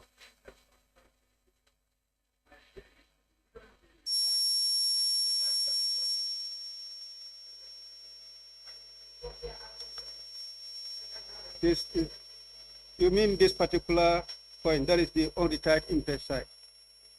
Appendix D.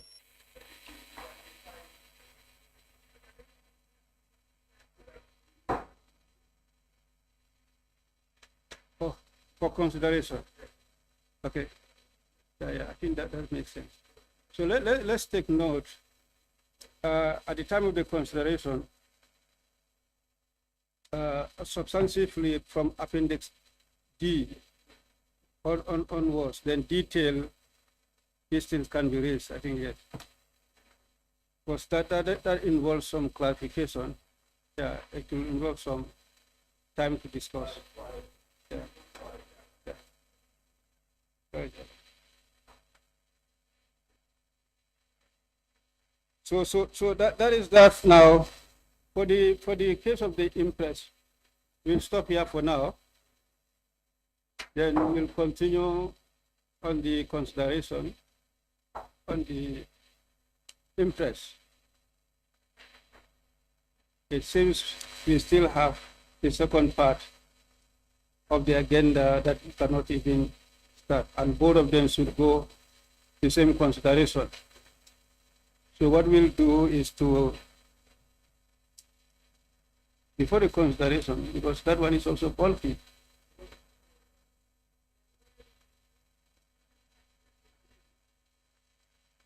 Yeah, that's what I mean. It's also, no, I mean, we'll start with the presentation of the management leaders of the consolidated financial statement. Then we can join the two considerations if there is time. But my fear whether we'll have that time also to know. Having this consideration done, presentation done, and then the two considerations.